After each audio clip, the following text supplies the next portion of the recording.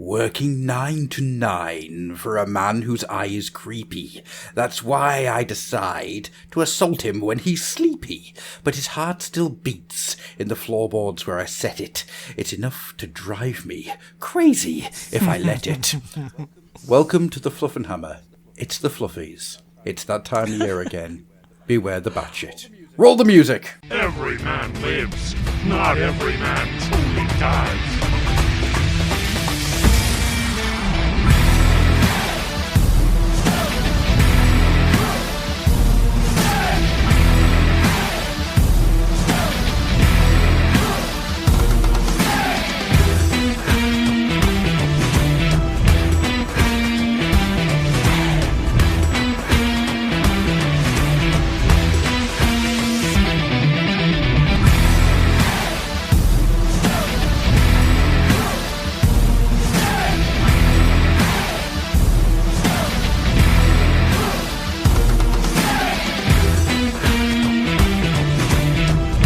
I liked the topical cold opening. Have you been watching The Pale Blue Eye or something, Adam? I have watched The Pale Blue Eye, yeah, yes. I thought it was. The Edgar Allan Poe thing, yeah, I thought so. That I love, that meme is brilliant, right? That is absolutely brilliant. What is it exactly? It's something, it's Edgar Allan Poe and Dolly Parton, isn't it? Yeah, they share a birthday. They share a birthday, yeah, right? A day, not the year. Dolly Parton not the wasn't year, born obviously. No, I mean, I know, Dolly Parton is getting on, but she's not quite as old as Edgar Allan Poe would be. No, she wasn't born in 1740. No, definitely not. That would be very, very creepy. Yeah, excellent. So yeah, we watched that. We watched The Raven, Cusack one, the John Cusack one, which is probably the funniest film I've ever seen in my life. I was going to say, unintentionally, yeah. Sequel to The Crow, right? Yes, if only. Starring Derek Craven, yes. No, and I just went, well, fuck this. I want to watch a good one. So we went back to the old Vincent Price, The Raven, yes, which, if anyone's ever seen that, it is a masterpiece send-up of gothic horror. It is, it's really wonderful. Wonderful piece of work. I mean, he was in a lot. I mean, he obviously had a penchant for Edgar Allan Poe because he was in so many of those adaptations. I mean, I think for me personally, my favourite one is The Mask of the Red Death. Oh God, what a horror film, right? Yeah. It must be one of the first from Hammer, from that studio, where they just went, you know what, sod it. It's a gothic horror, but we're not going to go with the gothic colour palette. We're going to make this just sumptuous. We're just going to throw colour at the screen, and it's so beautiful. Well, I will say that Vincent Price made the best horror film ever made that's never been superseded whatsoever, and that's the original House on Haunted Hill. Oh, the House on Haunted Hill, cripes. that film. So, my mate Glenn, Andy has met Glenn. You know that Glenn is bald, bearded, and doesn't really take shit from very many things. I remember he was bald. Horror films don't faze him. Gore doesn't faze him. Nothing fazes him. House on Haunted Hill just made him scream. Was it the skeleton on the strings? Was it that? It wasn't. It was the old woman sliding out of the shadows. Right, and he proper yelped like, fucking hell. It's a classic. House on Haunted Hill is a classic. It's one of those that's like in the DNA of horror cinema. To be fair, old ladies are scary to begin with, so, you know, it makes sense. Especially when they're on skateboards. You know, that's... They're always trying to feed you, like, sticky toffee that's coming out of the pockets for no particular reason, that's covered in fluff. It's like, no, I want that. Incidentally, there is this amazing... Covered in fuzz. Fuzz, not us. Fuzz, yeah. The clothes. Incidentally, there is this. Go and look it up, by the way, guys. There's this incredible clip on YouTube, and it's Vincent Price being interviewed on some chat show, and he's sat alongside Elvira, Mistress of the Dark, and he is just charming the arse off her. It's unbelievable. He is being so debonair and charming. It's amazing to watch. His best role was in 13 Ghosts of Scooby-Doo, though. right? Oh my god, yeah. What I love about going to that. disagree with you on that one, Yeah, Mike. pretty good. Oh, He was basically I mean, Doctor what- Strange. That was his getup. Well, it was basically Vincent Price. Oh, yeah. I mean, what I love about it's just. I mean, I mean, his name is Vincent in the show, and it is just like the animation model. It's just Vincent Do you Price. They remember don't his even last bother. Like, Do you remember his last name? what in it? What is it? It was Don't tell me. Vincent Van Ghoul. I'm pretty sure it was Vincent Van Ghoul. Solid name. That's great. I love it. I love it. A round I of just applause. love, I just love the fact that the animation model just looked like It's just Vincent him. Price. Yeah. That killed me. There's in the not modern Scooby-Doo, because the current iteration of Scooby-Doo is shit, but in the early It's a 2000s. shame. Oh, I love Scooby-Doo. Because the last one was great, wasn't it? The one. Mystery Inc. That wasn't Mystery Inc. That wasn't the last one, but that was Wasn't the last it? good one. I can't remember. There's been a few. I can't. Remember, Well, Mystery yeah. Inc. was a few years ago at this point. But Mystery Inc. is awesome. It's very right? It is. Yeah. Very good. Harlan Ellison is in it. I mean, like, what the fuck? Harlan Ellison in a Lovecraft what- pastiche. What Yeah. the? And it actually is Harlan Ellison. I mean, it's just like, what? Well, if you- Okay. If you go back, so you know in the 70s you had all the Scooby-Doo meets movies, right? Yes. So you had them meeting the Harlem Globetrotters, you had them meeting Adam West's Batman, all that type of thing, right? So in the early 2000 series, the is it What's New Scooby-Doo? I think it's What's New Scooby-Doo. They absolutely leaned into it Right. beautifully, right? I mean, we're talking, they threw everything at the wall, from Whoopi Goldberg being a mad old psychic, really sort of playing off her character in Ghost, but taken to the nth degree. Very You know, good. where she's like talking to vases and stuff because the spirits of like the people who made it in the vase, and they're all like saying things that you can't repeat on kids' TV. To a Batman episode where it's the Joker kidnapped Alfred to frame Bruce Wayne for Alfred's murder. It gets really convoluted, and it's all been explained, and the Mystery Inc. gang just walk away. Just, no, this has nothing to do with me. You know, we missed out on the Scooby-Doo meets Derek Acora. You know, we missed out on that Oh classic. my god. That would be amazing. Suck What's me that, dick, Derek? Scooby-Doo. Suck my dick. What's that, Derek? It's a ghost. I can imagine it. It's just like Scooby and Shaggy. It's like, well, thanks, man. I don't think Derek's doing too well. What's wrong, Derek? Mary loves Dick. Mary loves Dick. Mary loves dick. I love dick. But yeah, the 2000 Scooby-Doo. It's the one that has the music by Simple Plan, which really dates it. But me and Joseph love watching it because they are legitimately out and out funny. They're just beautiful. Absolutely. Is that the one that has, like, there's a cameo from the Cenobites in it? Was that Mystery Inc? Yeah. No, there's Cenobites in What's New Yeah. Scooby-Doo, and I think they're in Mystery Inc. as well. It's like a throwaway gag. Yeah. Brilliant. Cenobites, did you Utter know the brilliance. Cenobite-esque things are in the Extreme Ghostbusters show? I completely forgot. Yes. Yeah. No. They're not one for I had one, but no they're idea. pretty close. It's all Yeah, about a they- writer typing it out, and the ghosts are forcing him to create the story so they can continue to persist. It's pretty neat. Oh, that's a cool idea. Yeah, I like that. I think, to be fair, Extreme Ghostbusters is just a really good show. Really good. Yeah, it's absolutely kind- superb. Kind of forgotten, right? It's a Oh, it's a yeah. real shame. Well, there's one of the episodes involves, and I can never remember the names. The lass, she gets possessed by what is basically a succubus in everything but name. Oh, wow. A TV-friendly succubus. Yeah. I mean, they are really near the fucking knuckle. You know. Yeah. Interesting. They are not pretending that this isn't what it is. You know. Yeah, It's yeah, like- yeah. They're just- Fascinating. They're just not doing any of the she's going to bonk your brains out until your soul falls out your eyes. It's more of like a rogue style kissing and taking all the everything out of you. But anyhow, Oh, I see. Right. but it is legitimately terrifying. You know, there are sequences in that where she's losing herself to this possession, and it's like, well, I ain't sleeping for a fucking week. Did they put it Well, out on must have been DVD or like- Blu-ray in the UK? Of course they didn't. Did bollocks. Which No, is a shame, of course because they didn't. even the Back in the Saddle two-parter is a really good way of bringing like the old characters back, because they don't bring them back as the the heroics. They bring them back as old men.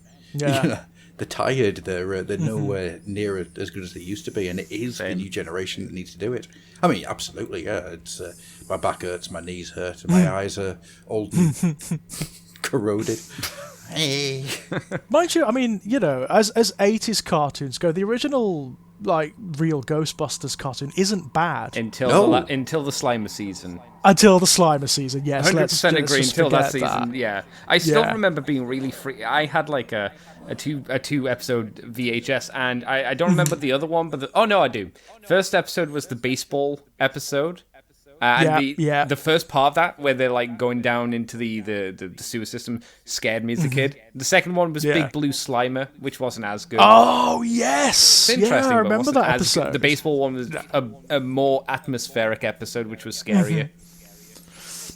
There's some very funny, like, literary references and whatnot in that show as well. It's like it's very, very, very literate indeed. Like the titles of the episodes are hilarious, like Ragnarok and Roll and the Collect Call of Cthulhu and whatnot. The Collect Call of Cthulhu was one that we did for Lurkers in the Lobby all those years ago. It is.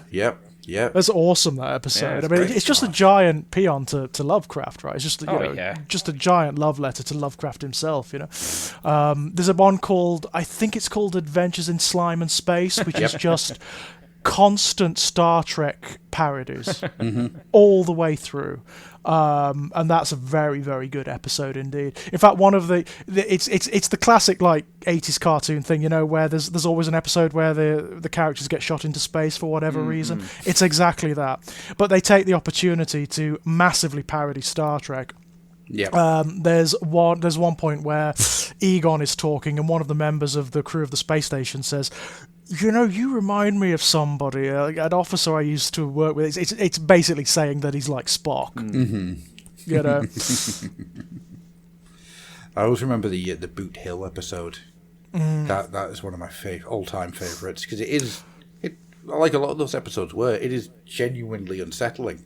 Oh yeah, there are moments in the real Ghostbusters which is amazing. Yeah. I always remember there's an episode, I can't remember what it's called, but it's about the ghost of a Victorian man who is condemned to sort of follow the same circuit on his coach over and over and over, and he's pursued by this ghostly spectral horseman.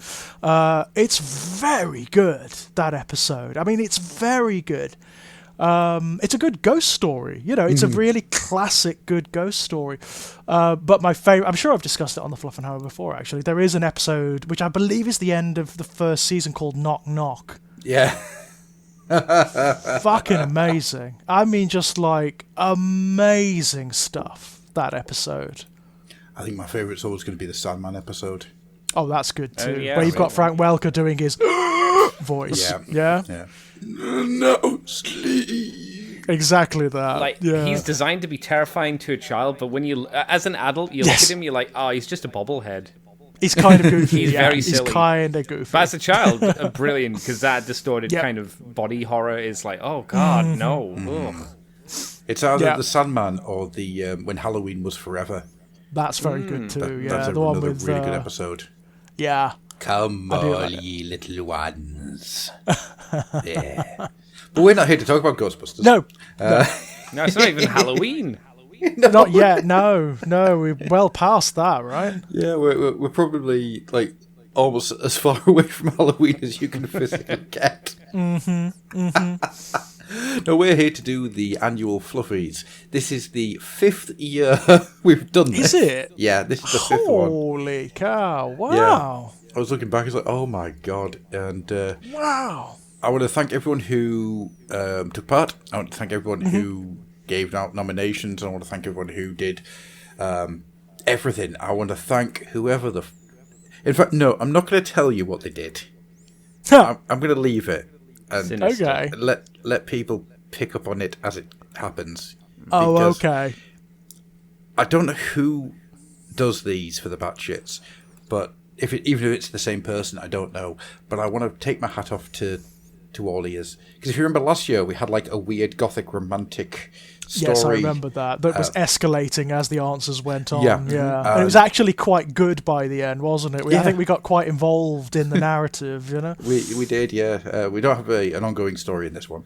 And of course, I think it was the year before, or maybe the year before that, we had the flies in your eyes. We had the flies, which I remember very, very distinctly, yes. Yeah. I've been on this show for 2 years now. Yes. Yeah. Jesus. Uh-huh. No, to be not far off 3. Oh I my was going god. to say, edging that way, yeah, definitely. Oh Yeah. my god. Jesus Christ.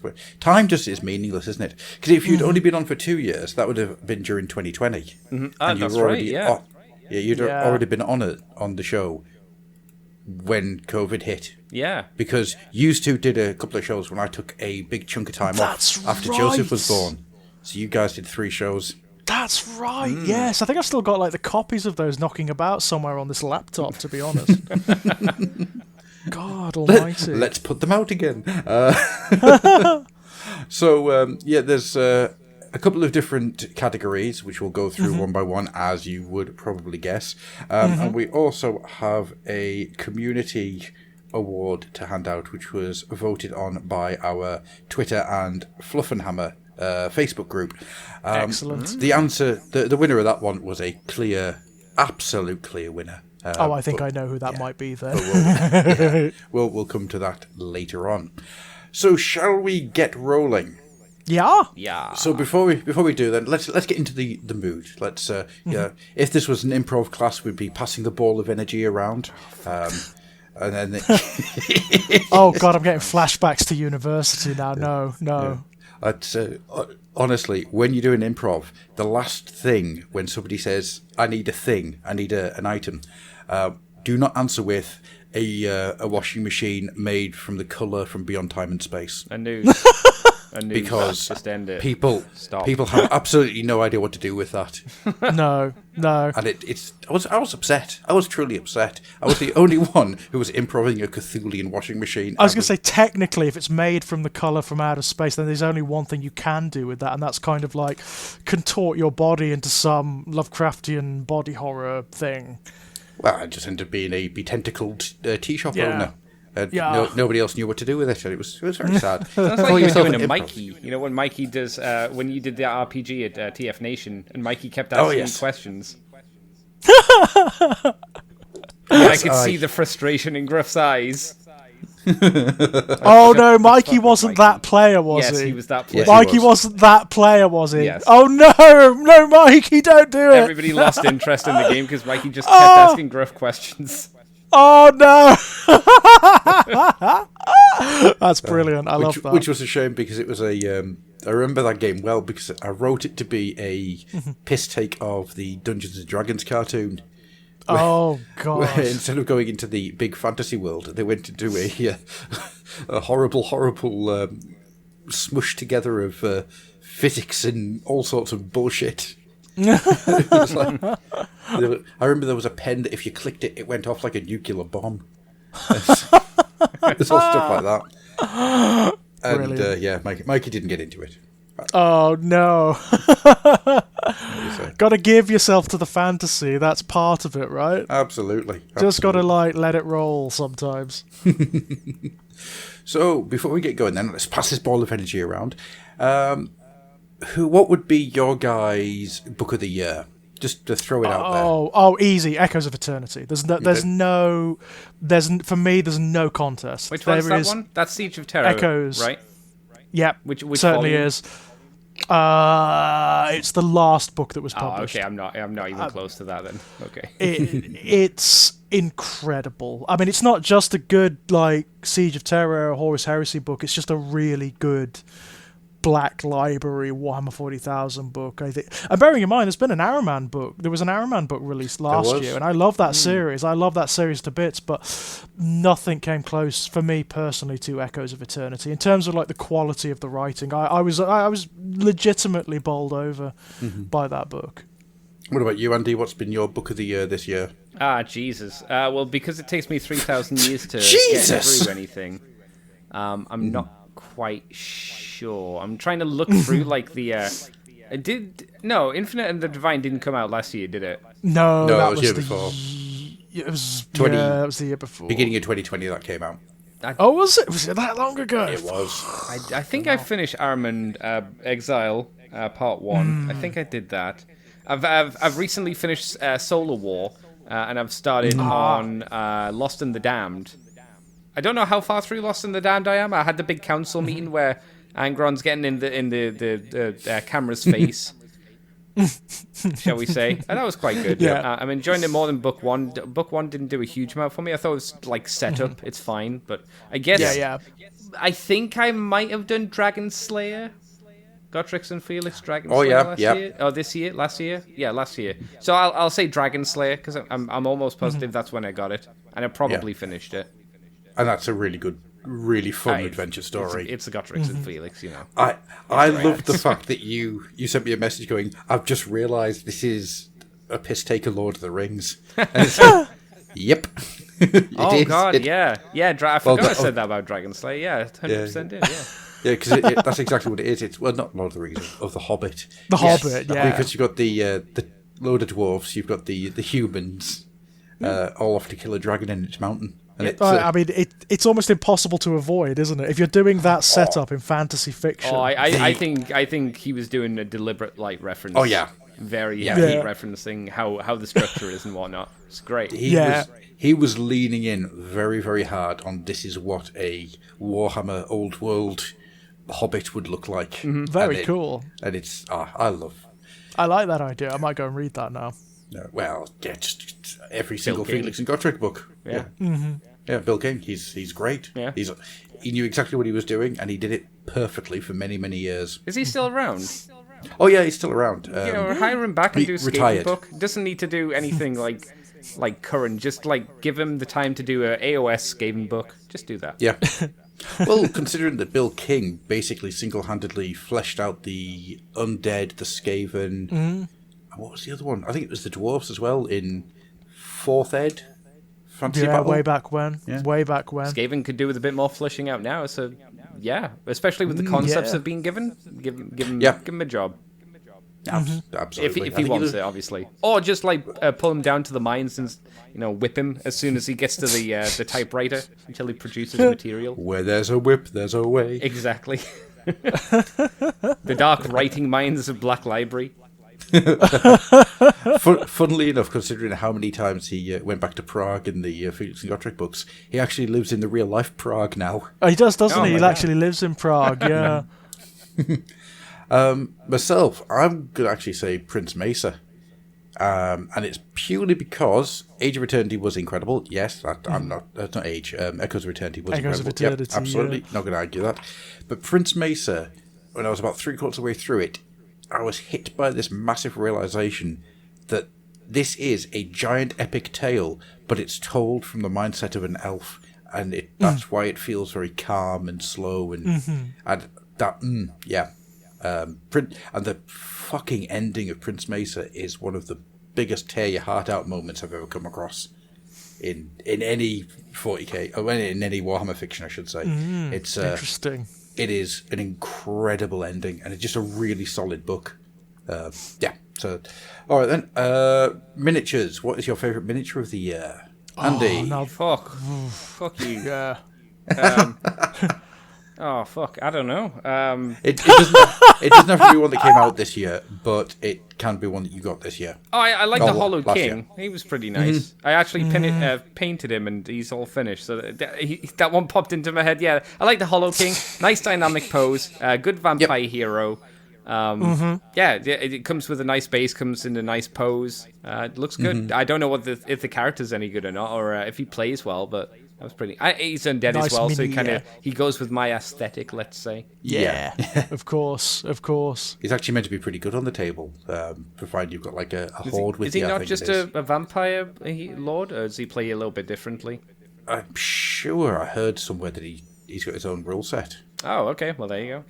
Oh, interesting. I mean, I'd be Sure. shocked if George didn't say something related to any of the new Chaos stuff that's been coming out. Yeah, I mean it's a bit. To be honest, it's a bit of a toss-up. I was looking through earlier because I've kind of forgotten what was released in 2022. And because of the release schedule, because it's all been so screwed up, I couldn't figure out what had been released in 2022 and what had been mooted in 2022 and advertised in 2022, but was actually officially released this year. But that technically, the Slaves to Darkness box set, that was 2022, wasn't it? It was, yes. So the Demon Prince from that lot is definitely up there. That's an amazing piece of work. But also, it's competing with stuff like the Avatar. Yep, the Avatar Arcane. The Avatar, which the Avatar is just stunning. It's such a beautiful update of that miniature, and I've always loved the Avatar. I've always had a bit of a soft spot for the Avatar. To see it rendered like it is in the artwork at last, that does something for me. That does something very particular for me. I don't know. I think on balance, I'm probably going to have to go with the Demon Prince because I think that is such an amazing miniature, and to have gotten my hands on it as well, to actually see how good it actually is in physically. I think it's got to be that. It's got to be the Demon Prince. And mine's actually going to be Broxton, the little Caradron character that none of you remember. It came out this year. Is he the one that's based on the book cover as well? Yep. I remember. Oh, him! Oh! Yep. Because I had such a good time painting him. He just kind of sucked the paint right onto him, and he just, well, you look great. And it feels like I haven't really had to do any real work to make you look great. It was just, whoomph. Oh, there we go then. He's done. It is a tricky one, though. It was a pretty strong showing this year. That Cornate Terminator that you got, Adam, that's what was his name? Azrak the Annihilator? That's a stunner, isn't it? That's an absolute...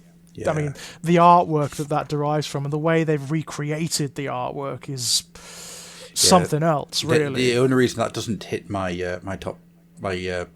miniature of the year is because I think I did a shitty paint job on him. I didn't do good. And every time I look at him, I just go, oh, for fuck's sake, your head's all screwed up.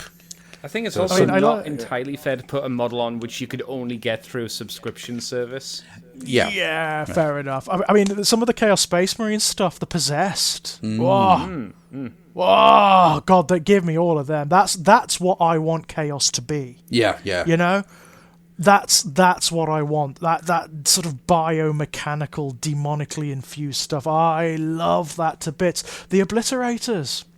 The new Obliterators, they're stunning. Love them. Love them to bits. It's a difficult one. It's a difficult one this year. I think on balance I probably would settle on the Demon Prince, but that's I guess. Push comes to shove. Yeah. I'd be hard pressed not to say that the Ogroids wouldn't be up there as well, because honestly, the Ogroids I got from you, George, I had such a good time putting them together. Aren't they good? Aren't they just lovely bits of work, right? It's one of those things, like the Slaves to Darkness. They've really pushed these guys. They are. It's an amazing release. The book, I'm still going through it, I love this book. I think it's a really exciting, fascinating update for an army that could so easily, and has been in the past, just get you by, right? Yeah. It's just a holdover from Fantasy Battle, yeah? That's what it's largely been from the beginning of AOS, let's be honest. But they've really pushed it. They've really pushed it hard with this book, and the miniatures are all lovely. The new Chosen. Gorgeous. Absolutely did you cowhead your Ogroids up, or did you leave them weirdly normal, Mr. Gruff? Weirdly normal. I left them as they are, because they've got the horns and they've got the beards, and... Yeah. Honestly, I can see Hashut in the Ogroids. They kind of fit already, yeah. Okay. And then I went through my sprues of Hobgrots that I've got. Realised I had 110 Hobgrots. God damn. Jesus. Wow, Christ. 110? Yeah. Just how? Because I asked ages ago, I said, if you've got some... I said to one person, just one person... who was getting rid of the Hobgrots, if you don't want them, I'll have them. As a result, I ended up with a lot of people saying, oh, right, well, do you want these ones as well? And I ended up with a lot of Hobgrots and a lot of Cruel Boys, who I have now built, decapitated, and they're just waiting for Fimir heads. So I'll have a Fimir army, and I'll have a slaves to Hashut army using the Hobgrots as the cultists. Sounds like goddamn Very gremlins nice. in water. You dropped a bit of water on one sprue and it just multiplied. Yeah, it's a concern. It's such a lovely idea, though, Adam. I mean, and what I love is you can actually do it. You know, from easily. this book, you could do it. I mean, there is an entire, like, there are at least 2 of the cultist units that are dedicated to Bael'Akor, or in your case, Hashut, right? Yeah. Well, I'm thinking is split them down the middle, having half of them as the Bael'Akor acolytes, and then having the other half as the Horns of Hashut. Yes, the Horns of Hashut. So you've got like the Chaos Legionaries, which are the Bael'Akor guys, and then the Horns of Hashut, which they are dedicated to Bael'Akor, but in his aspect as Hashut. Yeah, exactly. So, that. In my mind, though, I'm doing this as a Hashut is his own thing, and I have the first chosen of Hashut, who is what was Bael'Akor, and then I made him all like super beardy. And then I wanted to get another Ogroid riding something, possibly a Juggernaut. Well, I mean, you could use the rules for Eternus for that. Absolutely, yep. Because he's another Bael'Akor / Hashut guy. I've got the General's Handbook here, which allows you to create your own heroes. And I've already rolled him up and managed to make it work. So, Fabulous. Sweet. Fabulous. So did you roll well for him? Did you not do what you usually do on the show, like where you just roll incredibly poorly? Thankfully, no, because you don't have to roll any actual dice. It's just that's like okay. picking and choosing things to make it work. So, that's all right then. so awesome. Let's get rolling then. Yeah. We're going to do things a little differently from last year. Well, from the last few years. Instead of starting with the miniatures and books, we're going to come to them at the end, and we're going to start with the community stuff. So, we're going to start off then with the Fluffenhammer Facebook Award for community levels, which basically is a poorly titled award because it was late at night when I was writing it and I couldn't make brain work think. No. This is an award given out, chosen by the Facebook group, by the Discord group, and by the Twitter accounts to people who have exemplified the hobby. So there is another community award coming up. This one is for people who are out there making it as easy as possible for the hobby, making the hobby as enjoyable as possible.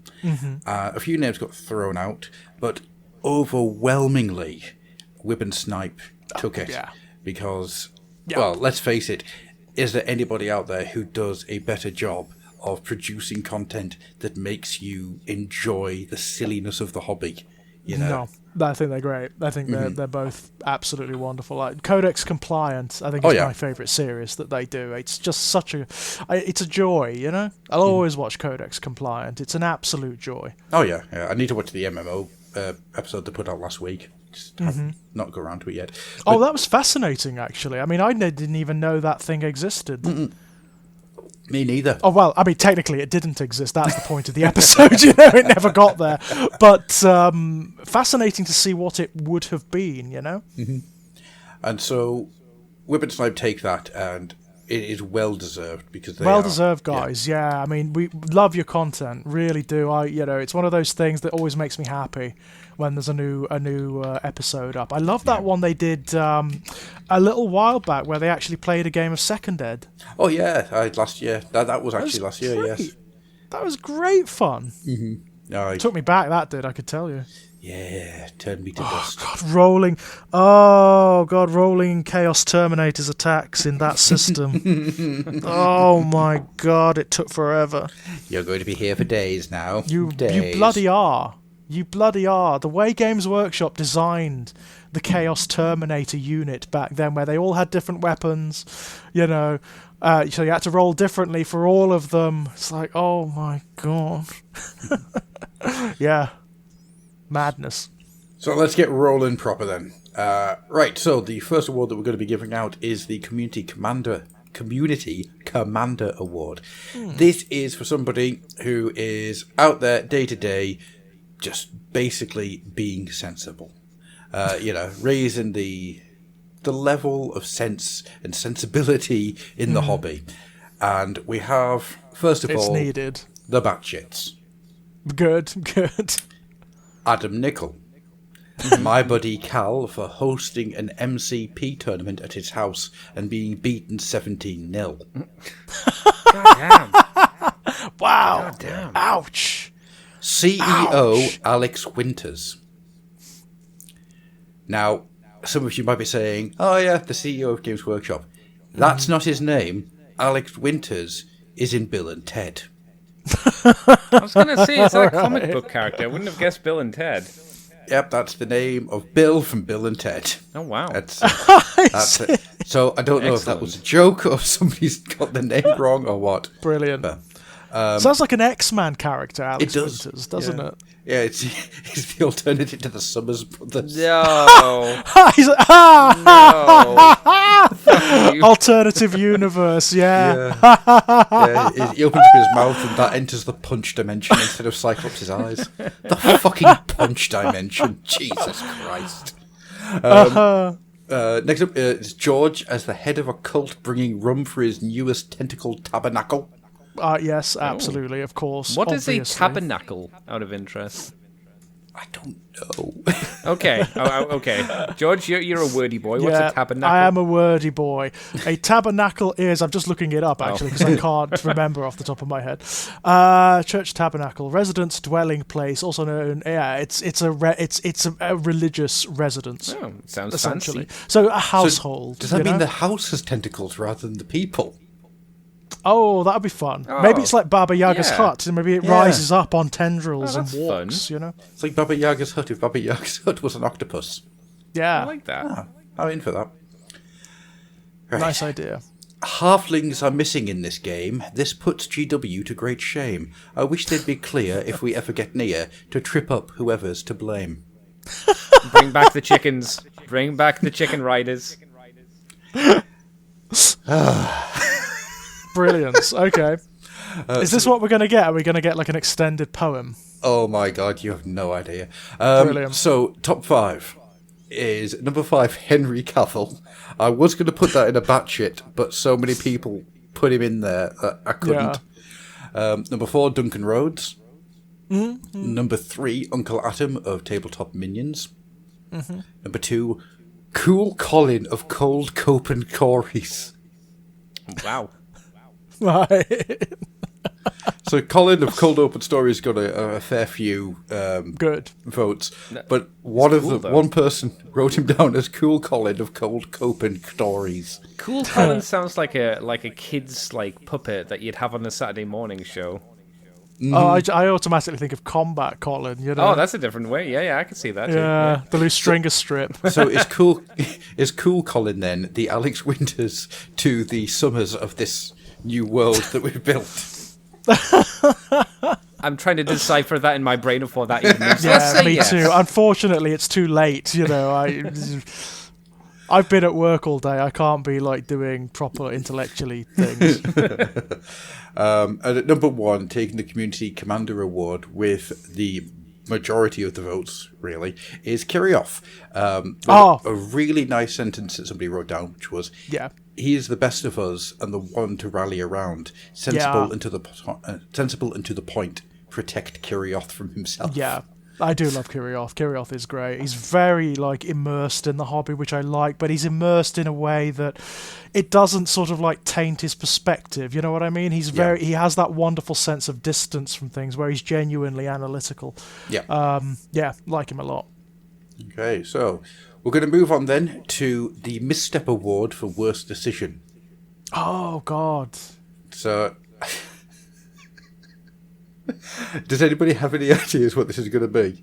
Oh, it's not going to be like what we've been discussing on the FH and condemning them for the last several episodes, is it? Cursed City.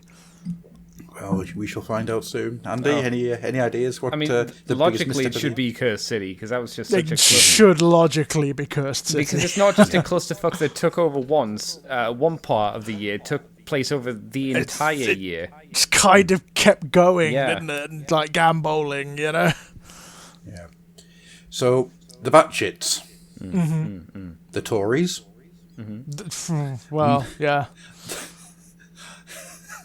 That's just a misstep, isn't it? Just generally, you know. Yeah, but is it that much of a surprise? It's like every year. No. It's like, come on now. Yeah, right.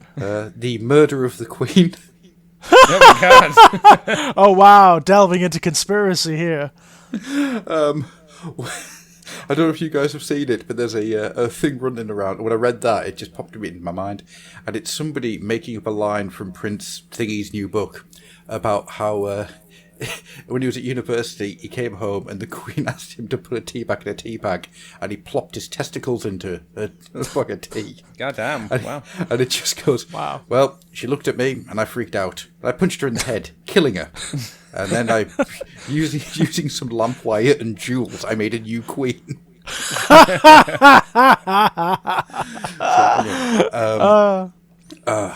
Nobody would ever know. I've started another army. I am a knight who is not happy. This peasant, he smells like crappy. He took out his sword in the name of his lord and stabbed me already. Oh, right, so it's going to be limericks, right? Yep. It's going to be limericks all the way down. Yep. All right. Fair enough. So, the top 5 is Yarrick's death. I don't think that was bad. That's not a misstep. That's just the way it goes, right? But I could see it being disappointing for people. Yeah, who it's sad. It's sad, but it's the way it goes. He was an old dude, like, ages ago, wasn't he? You know? Yeah, absolutely. And it's the thing that even if I agree or disagree with these things going on, this is what people voted for. Certainly. So obviously, it goes in. Number 4, this is going to get me into shit. I know it's going to get me into shit. Oh no. Number 4, every time Spiky Bits releases an article. Remember, this is my personal feelings aside. That's very naughty, but it is funny. It got a lot of votes. Yeah, I bet it did. Number 3, the Votan Nerf Bat. Yeah, they did release them, then nerf them really quickly, didn't they? Oh, yeah. Like, really quickly. Number 2, not rethinking the release strategy in the face of a cost of living crisis. Which, okay, yeah. I can see that, definitely. And at number 1, and I'm going to, before I give you the answer, I'm going to just read out this little line that somebody wrote in. How the fuck can this be on this list for the 3rd year running? Because at number 1, it's Cursed City. For the 3rd year in a row, Cursed City. Because it fucked up in 2020 when its original release came out. It fucked up in 2021. Wow. No, actually, no, to come to think about it, this would... Yeah, because was it in last year's? I don't know if it was in last year's. I'll have to go back and check. But yeah. Well, yeah, so beginning of 21 it was on, beginning of 22 it was on, beginning of 23 it's on again. Yeah, that makes sense. There we go. So yeah, so for the 3rd year in a fucking row, Cursed City takes the biggest misstep. It's pretty incredible, like, given the promise of the project, right? I think that's why people are so angry with it. Yeah. Because it did look like something special, and it was. If you can get into it and you can play a game and you do then it's great, right? Yeah, it is really, really good.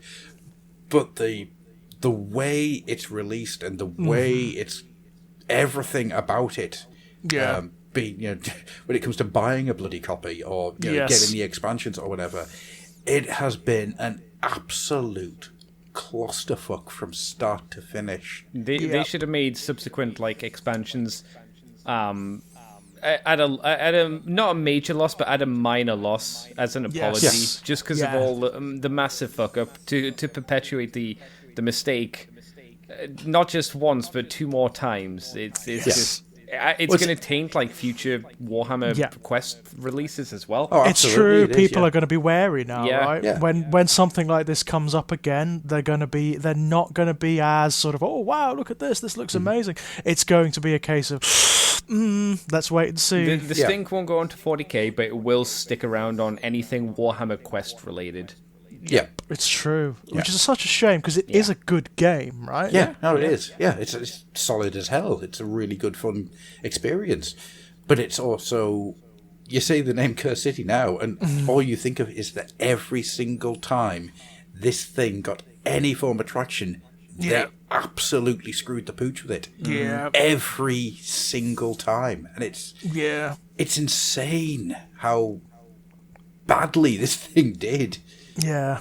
You know? And it's such a pity, right? It's such a pity because it's not just the property in and of itself, which was good. It's the lead into the Soulblight Grave Lords, right? Mm-hmm.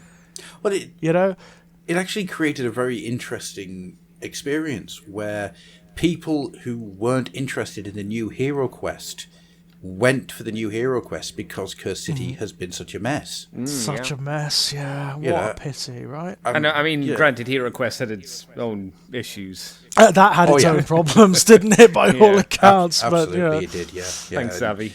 And and weird production on, like, bendy models in the package. That was another thing, wasn't it? Yeah. Yeah. I mean, it comes to something when a new Hero Quest launches and I haven't bought it. Yeah, or any of the expansions, because they got expansions as well. This year? Last year? Sometime. Oh, they're just continuous. all the classic expansions are out there, aren't they? That's right. Oh, yeah.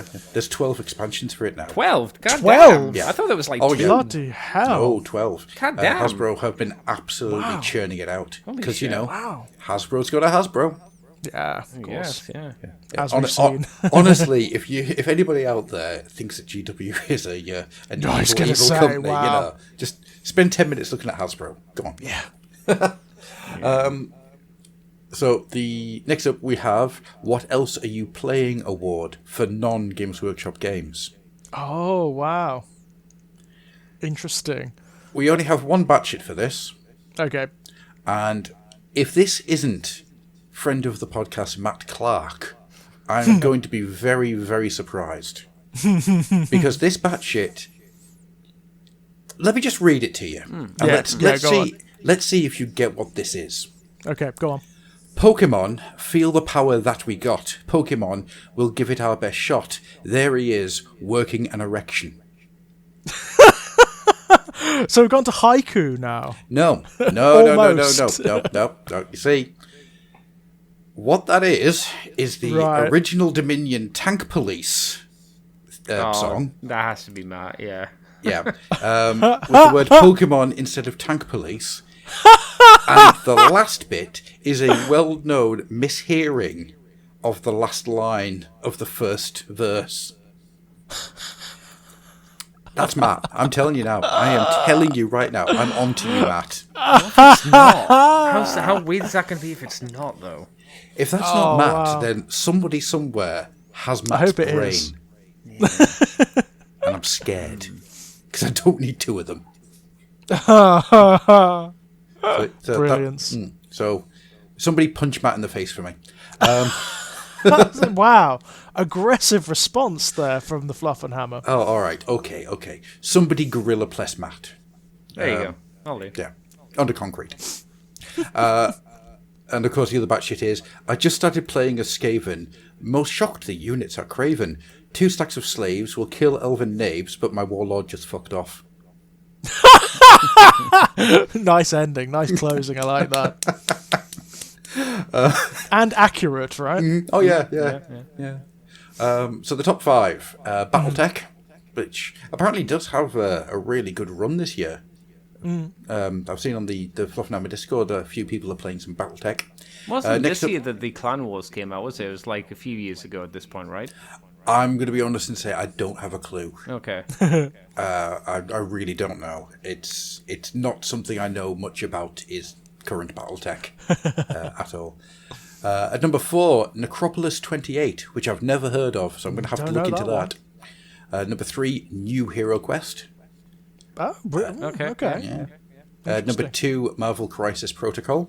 Yeah. Is that Christoph that put that down? Because he's, I think he's been doing loads of painting for those models. A few people did actually. Oh, okay. It's quite popular, isn't it? That one. Yeah, seems to be. 27 votes for Marvel Crisis. Yeah. Protocol. Wow. So, Whoa. That's pretty good, yeah. right? Very. But you've got to think that this is like throughout Twitter, Facebook, Discord. This is Instagram. We also did it through Instagram, and I've been into like different people's groups and stuff, getting it things.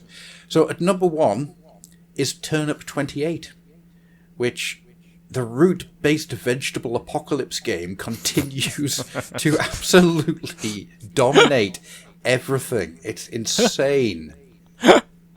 Considering the fact that this, I don't know if you guys listened to the episode I did with the guy who is the head editor of 28 magazine.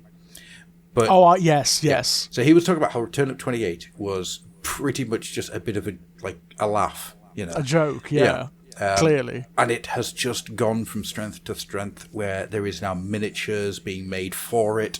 There's a full rule book. Oh yeah, Turnip 28 is huge. It is absolutely massive. It's that's amazing. Oh, it is. It's absolutely incredible. And Max, the guy who did it, I desperately want to get him on the show.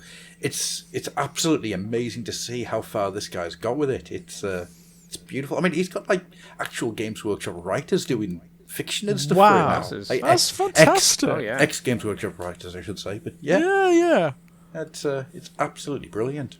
As an aside, Adam, I meant to ask you. I have no idea. Has there ever been a Discworld RPG, like a tabletop? Yes. So I thought there might have been. GURPS Discworld is the one that lasted the longest. But there was another one that came out which didn't do very well at all. Right. But yeah, if GURPS Discworld worked, and there was a Discworld module released for Dungeons and Dragons, Advanced Dungeons and Dragons, actually, in White Dwarf. Wow. Way back when, yeah. So interesting. But it was only based on Light Fantastic and Colour of Magic. Yeah. Because they were the only two books out at the time. Right. Fascinating. Yeah. It's the shit that's in my brain. I don't remember anything of use. Right, so moving on then. We've got the Best YouTube or Podcast Award. Does anybody want to take any guesses at this one? Well, I imagine it correlates quite closely to the community ones, yeah? I mean, Whip and Sniper are going to be on there, I'd assume. They are, somewhere. yeah. Kirioth will probably be on there too. Yeah. Is it just the usual ones, or is it like new entries from previous years? There are some new entries. Oh, good. Okay. Good and stuff. This is probably the closest one that we've ever had for this one. Okay. Because between the first place, there is 1 vote difference. Between the first and third place, there's 3 votes difference. And between the first and fifth place, there's 6 votes difference. Damn. You're right, they are pretty close. Yeah, so really, really close this year. And as a result, I've had to do a top 6 for this one because 5 and 6 got exactly the same amount of votes, and I felt really bad. So at number 6, we have Adeptus Ridiculous. At number 5, we have Oculus Imperia. At number 3, we have Tabletop Tactics. Yeah, Tabletop Tactics, of course. Very good battle reports. At number 2, we have Bill Making Stuff. What's he do? He makes stuff. What's his name? Bill. Oh, damn. He should call his channel that. He should, yeah.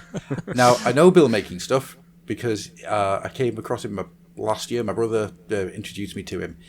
What he does is he just makes miniatures and scenery out of junk.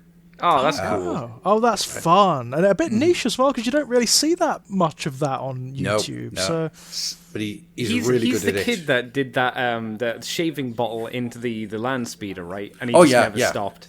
Oh, absolutely. And his YouTube channel is fascinating. I mean, he makes That's cool. robots out of beads. Oh, fab. Really cool. Beads. I thought you said bees.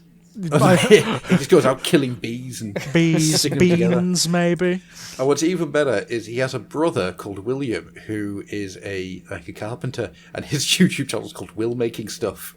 And as they're identical twins, it is the craziest thing to see. Oh, brilliant. Brilliant. What does Will make? He just makes things with wood. Like furniture and do they cross over? Does he make stuff for Bill, like scenery, and then Bill goes it from there? But according to my brother, there's an episode of Will Making Stuff where Bill sends him a cease and desist order. Very good. Yeah. So yeah, Bill Making Stuff. I recommend it actually. There's 3 of them. There's Bill Making Stuff, North of the Border, and Boil Eye Hobby Time. I would recommend all three of those channels because they are really, really good for just watching people make things. Really, yeah, just loads of fun. So anyway, number two, I should say, we've got Whip and Snipe. Oh, number two. No, yeah. that's interesting. That's interesting. And as I said, there is 1 vote difference between them. And number 1 is Cold Open Stories. Hey. Ah, brilliant. Way. Which you can kind of understand because, once again, Cold Open Stories just keeps throwing it's all sorts of fantastic, right? high level. Honestly, if you told me that Cold Open Stories wasn't an actual production company full of people doing this as a job, I'd be amazed. Yeah. Even though I know that it's not the case, the level of quality that Cold Open Stories hits every... Yeah, they treat it as though release. it is, right? As though it is Absolutely. just totally professional. It's wonderful. Yeah, absolutely. And it's just really, really good. Everything that comes out of that is really good. Oh, I didn't read the Batshits for that, did I? I do apologise. There once were two orcs... Sorry, there were once two gods of the orc, known throughout as Mork and Gork. They like the song and the rhyme, and elder meatballs with thyme, because that's how you serve them up. That's how you serve up them dorks. It's written in orc language, and it's really hard to read. Really hard to read, yeah.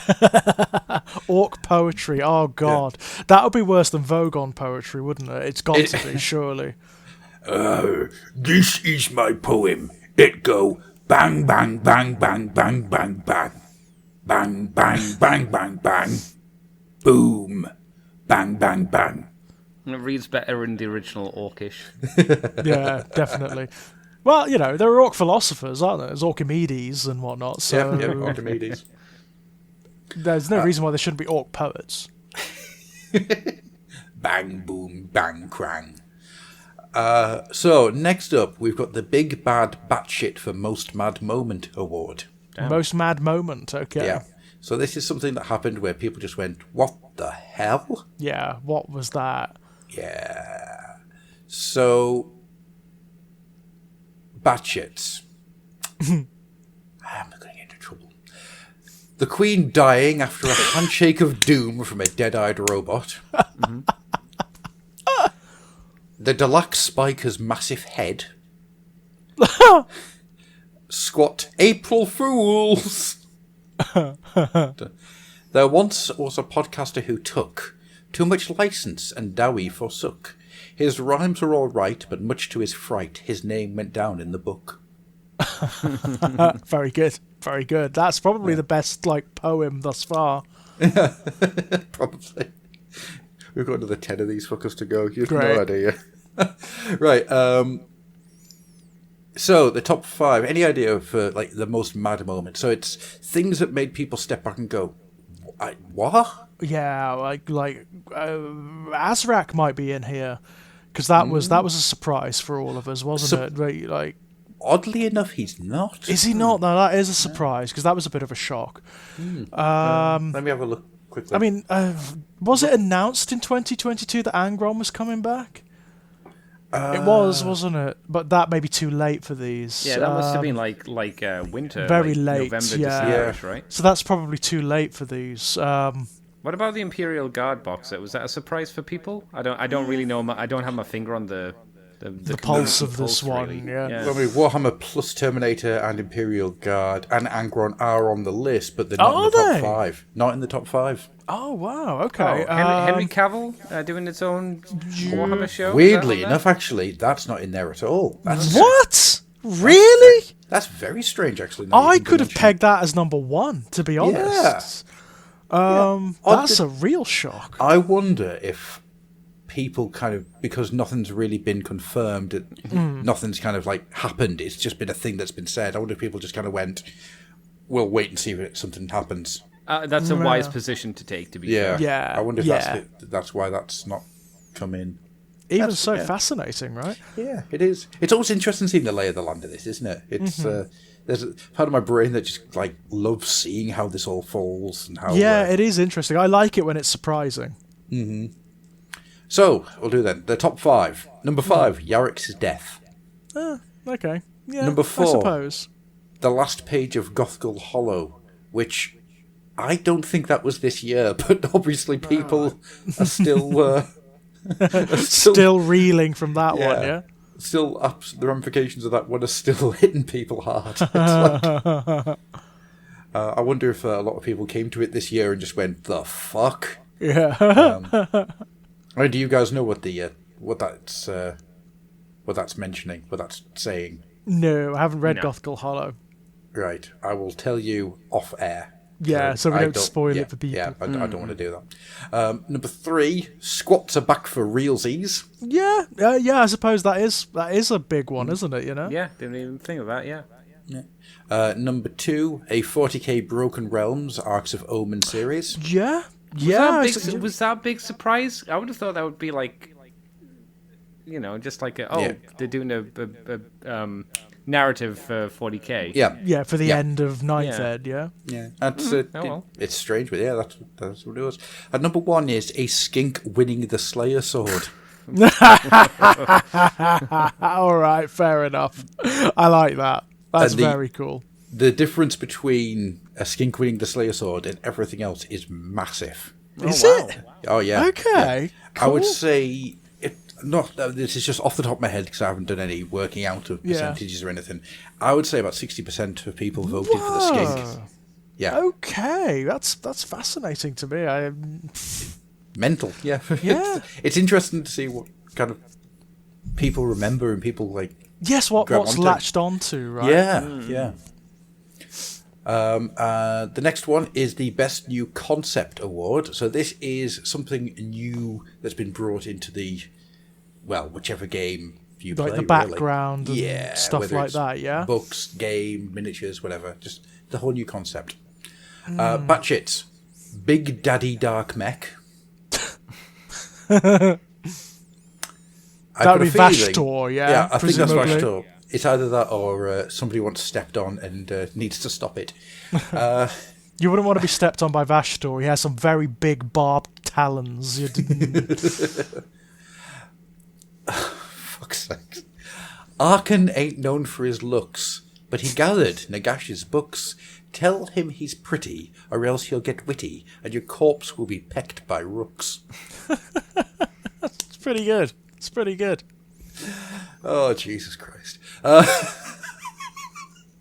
One of these days, I'm just going to do an award for whoever the fuck writes these shit. Whoever does, Honestly, whoever does this every year, thumbs up, well done. Yeah. I think they're the best person in the whole world, and they deserve a crown. Right, so top 5. Number 5, the Votan Squats, a whole new spin on an old idea. Yeah. I mean, I loved all the concepts that were in the Votan. I've got to say, I thought the background I thought was absolutely superb for the Votan. What the hang on. That's gone wrong. Oh, shit. Sorry. Oh, no. Technical difficulties. So I've just realised somehow something has repeated. So this is going to be a top 4. Oh, okay. Okay. Because for some reason, the results here have repeated 3 times and just merged into each other. Oh, okay. So I'm just That's currently weird. extrapolating out the data now so I can quickly do it. Right, at number 5, it is Vashtor. Mm-hmm. At number 4, a new take on the Horus Heresy weapon sprues. At number 3, Warcry meat trees. At number 2, Kill Team Into the Dark.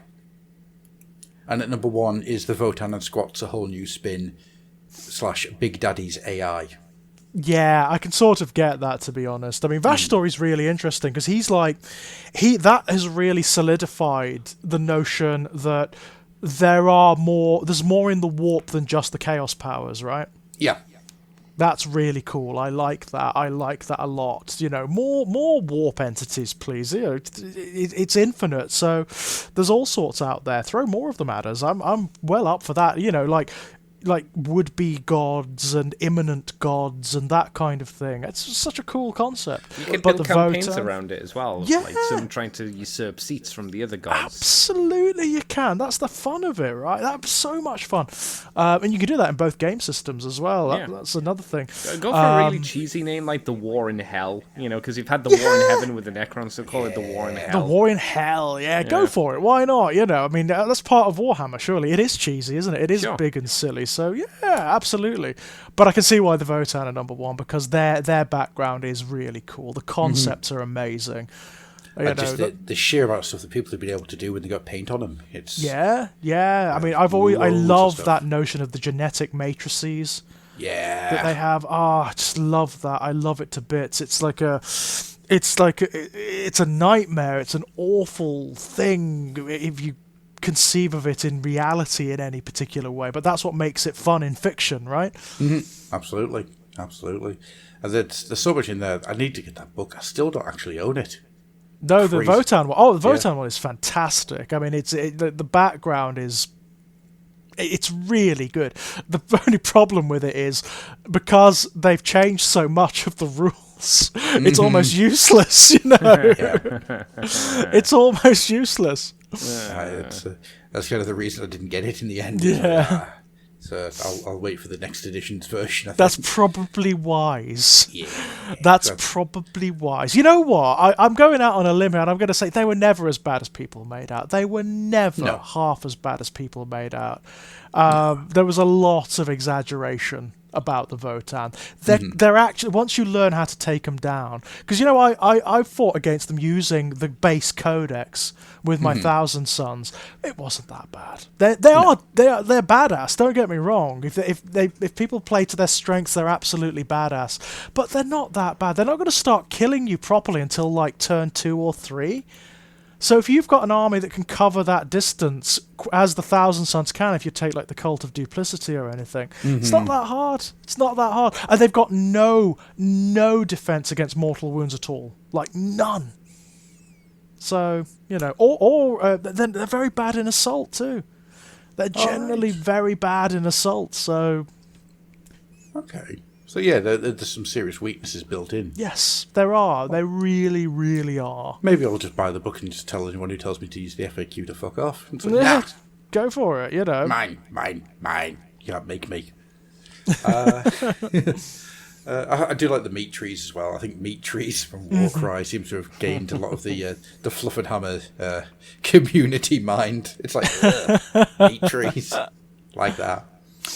Going on to the next one then. It's the Childhood Excitement Nostalgia Award. Oh, I mean, Azrak.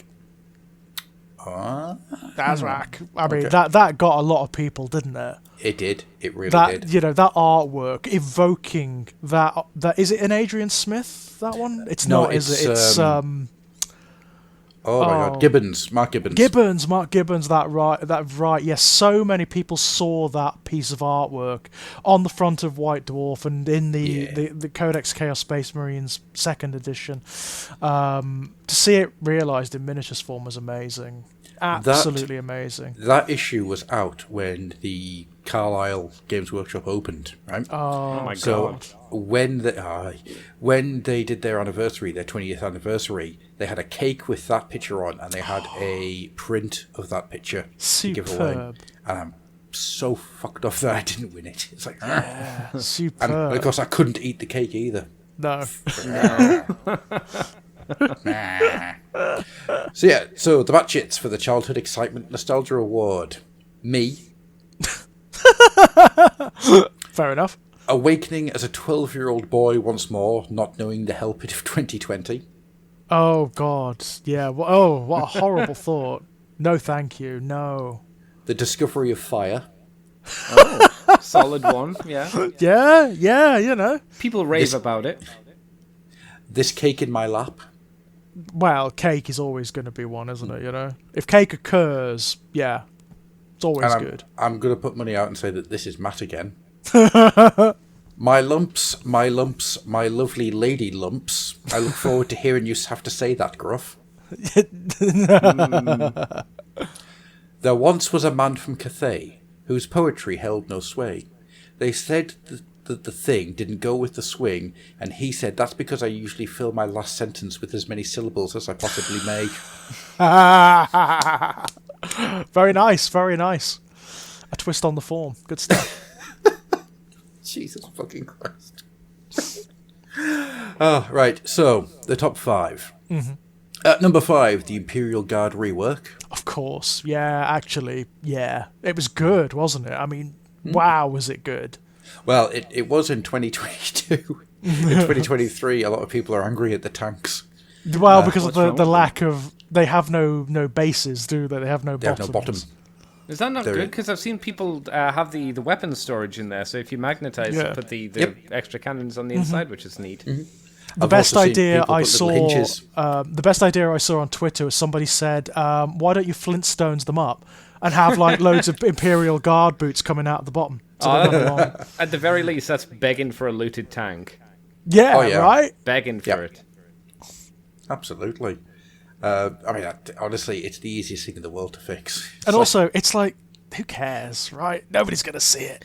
Nobody's gonna see the only time I think you would see it is if you're doing a diorama and you're having the Yeah. tank in a very The tank specific line. position. Yes, where like it's kind it's of coming coming up- over the ridge for Yeah, them. Okay, yeah. fair enough. Otherwise, Fine. yeah, I know that a lot of people, and I include myself on that, if a tank or something's destroyed, you flip it and it becomes scenery. okay. Which, yeah, I can see why that would be Oh annoying. no, that'd still be perfect because then what you do is you get cotton wool, you spray paint the yeah. top of it black, and then you put the cotton wool in the hole of the tank. That's what they used to do in White Dwarf. That's to denote destroyed vehicles. That's what they used to do. Because it's got a hole in the bottom, it's perfect for it. Yeah. Yeah, that's actually really good thinking there, Andy. Really good. Number 5, the Imperial Guard rework. At number 4, new Eldar Avatar of Cain. Oh, Yes, there you go. of course. Yeah, I mean, that got me in the feels, definitely. It did, Yeah. First love with the Eldar. That miniature was out when I joined the hobby. It was like, yeah. And it's such a good rework as well. I mean, it's gorgeous. It's gorgeous. Once again, based on the Mark Gibbons art, isn't it? It's, Well, it's based on. It's a weird thing because it's based on lots of different bits of artwork of the Avatar. Some of them, which are from really obscure sources, like the old Epic books you used to get, where you did get like the helmetless Avatar and the Avatar with the spear and whatnot. Cool stuff. Oh, absolutely. At number 3, something I didn't actually know came out: a Plastic Heresy Dreadnought. No idea. Did it? Hadn't the first clue. No, didn't know that was a thing. So For excellent. what game? For Horus Heresy. Horus Heresy. Well, Wow. it says Plastic Heresy Dreadnought, so I'm assuming it's a Horus Heresy. I had not the first clue. No, didn't know about that one. At number 2, the Beaky Oh no, Marines. they're right. It was I think it's the Leviathan Dreadnought. That they Oh, might be talking okay. about. Leviathan Dreadnought with ranged weapons, so you can have your big guns on it, or the standard one with the big claws and drill. All right, cool. Does look neat. Yeah. Well, it's based on the. It's like an updated version of the original Dreadnought, isn't it, from Rogue Trader? It's a really big chunky one with the big shoulders or the big chest. Ah, right, got you. It's cool, but it's no original Rogue Trader Dreadnought, is it? You mean the square box of doom? No, That's the my- Oh no, that's my that was Dreadnought. second Ed. That was the second Ed Dreadnought. Oh, you mean the weird one, the one the that almost looks like an really- Eldari one. Yes, Yeah, the it one looks with like Chuck. bizarrely, there were two. There was the Imperial one, which is based on. It's got like feline qualities to it, and then there's the that's Chaos Chuck. one, which has got serpentine. It's like a snake. Yeah. So weird, but I love that Chaos one. Oh, yeah. I want one of them. I can I tell you. remember when the Chaos Dreadnought came out, I was disappointed because it didn't look like that original one. Because that original No. one was just fucking brilliant. Nothing like it. Nothing like it. The only thing that's ever looked like it is the newborn from Alien Resurrection. Yeah, it's an odd beastie, isn't it? Yeah. It's an odd beastie. Did I say number 2? Number 2, the Beaky Marines. Oh yeah, of course. Yeah, obviously. And at number 1, Chaos Terminator from Warhammer Plus. Yeah, Azrak. Way! Of course, it was going to be him. Yeah. People went nuts, didn't they? They really It did. Because it's the artwork, right? It is. It is just the artwork made into a miniature, and it works so well. Yeah, it's a really, really good, just a brilliant representation of art being turned into a 3D model. It's so well done. And So it wouldn't. well I done. mean, like if they'd done it in previous years, it probably wouldn't have been as good. The technology and whatnot has just got to the point where they can do it now, right? Yeah, but you can go in and just get it right. Yeah. That's the hard Soon you'll be part. able to use them as part of the new World Eaters as well. Woo. I'm fighting the urge to do a World Eaters army so The more I read about them, the more I like them. Gotta say. Why are you fighting? Just give in. Yeah. Because there's like 5 other armies I want to do at the same time. Likewise, and all of them are fucking chaos. It's like, come on, there's got to be some balance somewhere, surely. Well, if you think about it, this year is probably the most chaotic if I go down the World Eaters, so I've been World Eaters, then the Slaves to Hashut, plus my Chaos Dwarf Old World army that I've been putting together, plus the Fimir out of the Krill Boys. It's insidious. Chaos is insidious. It's the way it works. Creeps in, gets you little by little, and then it saturates your soul. I should know. I've got no soul left. And in front of me, I've got a load of Nurglings wearing Christmas hats that I made for a Christmas tree. Oh dear, oh dear. Does that mean there's going to be the start of either a Maggotkin of Nurgle or a Death Guard army at some point? The only reason I do a Nurgle army is if I could find pig heads that I could put on the armour. Because I want giant like pig ball type things. It's quite a nice concept, actually. I don't think I've ever seen that done in Nurgle before, but it would work. No. It would work really well. I think it would work really well, and it comes from like the old Afeo books, where one of the beastmen has a pig head, and it's just stuck in my brain. Interesting. Well, I've still got that Death Guard if you want them, Gruff. Lots of them, enough to set up a full army. Yeah, I don't have any pig heads though. That's the problem. Sculpt them. Every pig head sculpt. Jesus fucking Christ, no. Yeah, oh, right. Here's the thing. Could you buy, those really crappy, cheap, like, farm animal sets that you can get for, like, £1? Yes. And just, like, yes. the pig head and stuff. Those yes! Things. Great idea. And then, if you wanted, you'd have, like, extra animal heads for just, like, random beasts of chaos and whatnot. Yeah. That's a nice idea. I like that. Moving on. Swiftly, because that is a good idea. It is a good idea. It's a brilliant idea. The next up, fuck's sakes, Andy, that is a really good idea. It is a really good idea, that one. Fuck. Next up is the best audiobook / audio production. I do like the stroke audiobooks, that's true. The Batshits, The Infinite and the Divine. It's a good book. Came out. It is. It's a really good book, and the 5 people who voted for it should. I mean, you're not wrong, but it is old. It's a few years old at this point. I was going to say, yes. I understand why though, because it is fantastic. It's like one of my favourite things is when we had the 28 editors on. I mentioned The Infinite Divine, and my excitement when describing that book got her to go off and do a show with Arbiter Ian, where they both read it. Got you. And they just went, this is like the best thing I've read in years. Yeah, it's so much fun. It's so much fun, that book. Also in the Batshits is Coast to Coast AM. The Slan ponder the stars, ruling over skinks and croxagars. With no arms to speak of, who did they think of when slumped asleep at the bars? This shit's harder than I thought it was going to be. Top 5. Goth Rocker, here we go. Fair enough. Yeah, I mean, it's an audio production, so yeah, absolutely. It's true. At number 4, Echoes of Eternity. Yeah, wow. The audiobook. Number 3, Grombrindle, which I thought was a bit of a surprise. Number 2, 3 Chances by Cold Open Stories. Yes, obviously. And as a really weird one, at number 1, The Wraithbone Phoenix. Oh. Which is a Warhammer crime book. Yeah, what that came out of left field. It does, and I think I know why.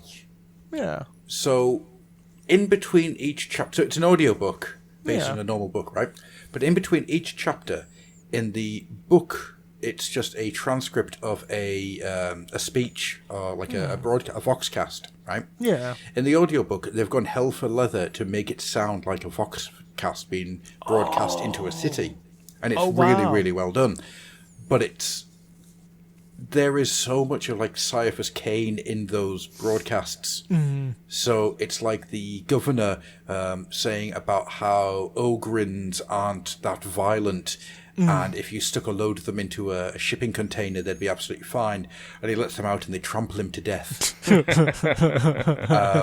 there's another one where it's like head of the militia basically saying there are rumours that the church has been destroyed, that it has been attacked by terrorists and blown up. This is not true. The church is absolutely fine. Stop looking at where the church was. Stop looking at where the church was. The church is fine. It hasn't been damaged. Stop looking where it was. Brilliant. And they are really, really well done. So I'm guessing that that's what pushed it into the first place. That's great. That's very cool. So yeah, the rest of it is just like a normal audio book, but you've got these little bits in between the chapters, which are really, really well done. So very nice. That would be my guess. Is why that's there. I mean, fucking hell, Wraithbone Phoenix is a really, really good book. Like, really good. But what's weird is it doesn't turn up in the best book. So yeah. Odd. So speaking of which, best book fiction. Now, I don't think anyone's going to be amazed by this one. Right. But we shall go into it. The Batshits. Yep. IDW Teenage Mutant Ninja Turtles. I mean, yeah. Is that this year, though? I mean, it's been going for like 10 years now, so stuff came out this year. It ain't slowing down. A man went out on the water and quickly became cannon fodder, revived from the dead with a shell in his head, and joined Luther Harkon in slaughter. Some inventive half rhymes going on there. Yep. I've got to give them credit though. They are really making a solid fist of this. Well done. I mean, yeah, absolutely. Whoever came up with this, I take my hat off to you. Effort. There's effort here. Yeah, absolutely. And I like the fact that it does things like mention Luther Harkon. Luther Harkon, I mean, God's sake, yeah. This is obviously, I mean, you can almost start to try and identify who this is, actually. Because that's someone who's been in the hobby for a while. Absolutely, yeah. I mean, there's a few of them, actually, isn't there? I think this is Uncle Nurgling. Mm-hmm. I think this is you, Alex. I think that's who it is. Right. Interesting. Okay. All right. That's my guess. I think it's you. So the top 5. Now you'll notice something really interesting with this. Let's see if you can pick out what it is. Okay, go on. So number 5, the Arknaut's Oath. Okay. Number 4, Day of Ascension. Mm-hmm. And number 3, Prince Mesa. Number 2, Gothgull Hollow, which I'm fairly sure it didn't come out this year. But I was going to say, I think Gothgull is the year before, isn't it? It is, but loads of people voted for it. So, okay, fair enough. I can't just throw it out there because it's like ridiculously. And number 1, of course, Echoes of Eternity. Of course, which, yeah, there's no real wow. things. But you notice that there's only 2 40k books in the top 5. How fascinating is that? You would have thought it would dominate a little bit, wouldn't you, given the nature of the releases? In the top 10, it only goes up to 4. 6 of those 10 are Age of Sigmar. Oh wow, that's kind of heartening, isn't it? To know that it's still, it is still there. People are still, connecting to the background and whatnot. That's nice to see. I just find it really interesting that more Age of Sigmar books are getting voted for than 40k ones. That is nice to see, actually. I mean, the 40k ones they take care of themselves, don't they? Yeah. I mean, it was always going to be Echoes of Eternity. I mean, come on. Oh yeah. It's such a strong book. It's one of those books that actually, if I were introducing someone to 40k, to give them an idea of what it is, I would probably give them that book because it's a well-written book. It's not just a good Black Library book. It's not just a good Warhammer book. It's actually a good book. Yeah. Does Siege of Terror end this year then? Yep. Yeah, there's 2 books to go. The Death and the End. Yeah, The Death and the End. That's it. When are they coming out, do we know?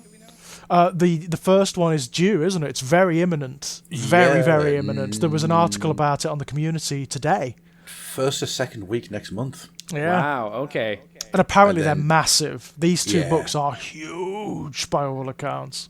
Yeah, and they'll have waited for releasing them until Jonathan Keebles had a chance to get them written, get them down as audiobooks. Because from the looks of them, Jesus Christ, they're going to be 15, 16 hours long. Yeah, they're going to be absolutely ginormous. Yeah, I'm going to do them an audiobook. There's no way in hell I'm going to get the chance to read books that big. Yeah. I mean, all you really need to know about Echoes of Eternity is Cyber Ape, which is great, and also fight between Sanguinius and Angron. Yeah. I mean, right, what more do you want? Really, what more do you want? That's good. The fight between the Blood Angels and what do you call it? The demon. Oh, Kabanda, yeah, Yeah. yeah, that's very cool. That's very cool. The fight between Vulcan and Magnus. Yep. Oh, wow. Telling you now, Legion of the Damned. That's where it comes from. Yeah, I'm. It's definitely what he's hinting at, isn't it? Yeah. He doesn't come out and say it, but it's what he's hinting at. So we're going to now move into the last batch of my God, my brain just went and left. The last bunch of categories. So we're going to go into the best 40k release. Oh wow! Like just generally the best Yeah. release. Just general, out of everything that came out with the 40k name on it, what was the best? Oh wow! I mean, the whole Votan range is stunning. The Imps. Imperial Guard. Oh yeah, that's got to be up there surely because Yeah. that was a very impressive release. All those boys look great. Yeah, Very they really customizable. do. They did refresh pretty much their entire infantry, apart Yeah. from, unfortunately, the Ogren. And it put them on the map as well, didn't it? In like terms of gameplay, they're a killer army now, aren't they? They're one of like the higher tier armies, right? No, it looks like they're going to go that way. It's it's interesting. Actually, what's interesting here is that Imperial Guard are down in the bottom half of the top 10. That's surprising. That is But surprising. then 'Cause they are very, very new, aren't they? So It's true. not It's enough true. Maybe time they for haven't. people to vote. Yeah. Maybe they haven't circulated quite Yeah. yet. So the Batshits. Yarrick. I've just realised it probably isn't meant to be a Batshit, but I was going to say because they kind of did like re-release Yarrick, didn't they? Like in all of his versions. true. Yeah. Okay. Beaky throwback kits. First one forever. Uncle Nurgling. Right. Now I know it's you. Now I know it's you, Alec. Right, I'm on to you. Elder Corsairs. Yeah, actually, that's not so batshit. That's kind of like yeah. That actually did happen, didn't it? That actually did happen, and they're brilliant. Yeah. Okay. Well, shit. Sorry. They're beautiful. I mean, they are some of the most stunning Eldari miniatures they've released for a long time. So hang on there. Was there a new Tyranid Codex this year? Cause I think so, yeah. Yes, there was, and it was amazing. I mean, again, it's one of the top tier codices. It's because a couple absolutely of people wrote wonderful. Codex Tyranids. Now, it doesn't get into the top 5, but I thought it was someone doing batshits. Right, okay, so we're going to scrub the Elder Corsairs and Codex Tyranids from the batshits. My apologies. yeah, I've because they deserve misunderstood. to be in the actual. Yeah, well, they didn't hit the top 5 anyhow. Yeah, People it's a voted shame. for them. There once was a well-conceived game that over the years became increasingly lame. With a bit of necromancy, just a bit, nothing fancy, it rose again to everlasting fame. Top 5. So, number 5, we have the Kroot Kill Team. Oh wow! Okay. I'm that's shocked by that. It's a bit Yeah. of a surprise, that one. Yeah. Interesting, isn't it? At number 4, the Khorne Possessed. Oh yeah. Well, That's fair. yeah. At number 3, Kill Team Into the Dark. Yeah, I can see that. Which At one number was 2. Into the Dark? It's the one with all the fighting in the spaceships. Yeah. Oh, the Necron one with the new Imperial Yeah. Guard. Uh-huh. Okay. So for some, I didn't think this went down that well, but obviously, Yeah. a lot of people really enjoyed it. At number 2, the Votan, Yeah. and at number 1, does anyone want to take a guess? It's a really, well, it's not really strange. It's obvious when I say it, but considering everything that came out for 40k, it's just a bit of a surprise. Okay. Don't know. The Warhammer Plus Chaos Terminator. Again, Azrak. God, he's sweeping damn. it, isn't he? He's well beloved, isn't he? He's well beloved He as the looks old so Annihilator. good. He is. He's wonderful. I mean, He's looked good for years. yeah, right. That image, you know what? It's the image, isn't it? It's burned into people's minds. I think It that's is like exactly one it. of those images that people regard as iconic of 40k, right? I think that's exactly it. It's just like one of those weird moments of, oh, I remember that from being a kid. Yeah. Yeah. Best AOS release. Now this is going to be interesting. I mean, for me, it would probably be the Slaves to Darkness. Okay. Andy, any ideas? I was going to make a joke and say what, but then what AOS releases, but then George did say Chaos. Oh yeah, that actually did happen, my bad. It's fair. Because it's definitely not going to be the Ogres. It's probably not going to be the Giants. Because they came out last year? Yeah, I think there are. Yeah. The Mega Gargants. I can't think what else it would be but Chaos, because none of it at least stands out in my mind. Because there was, we bitched about it for most of the year last year. So that's true. That's true.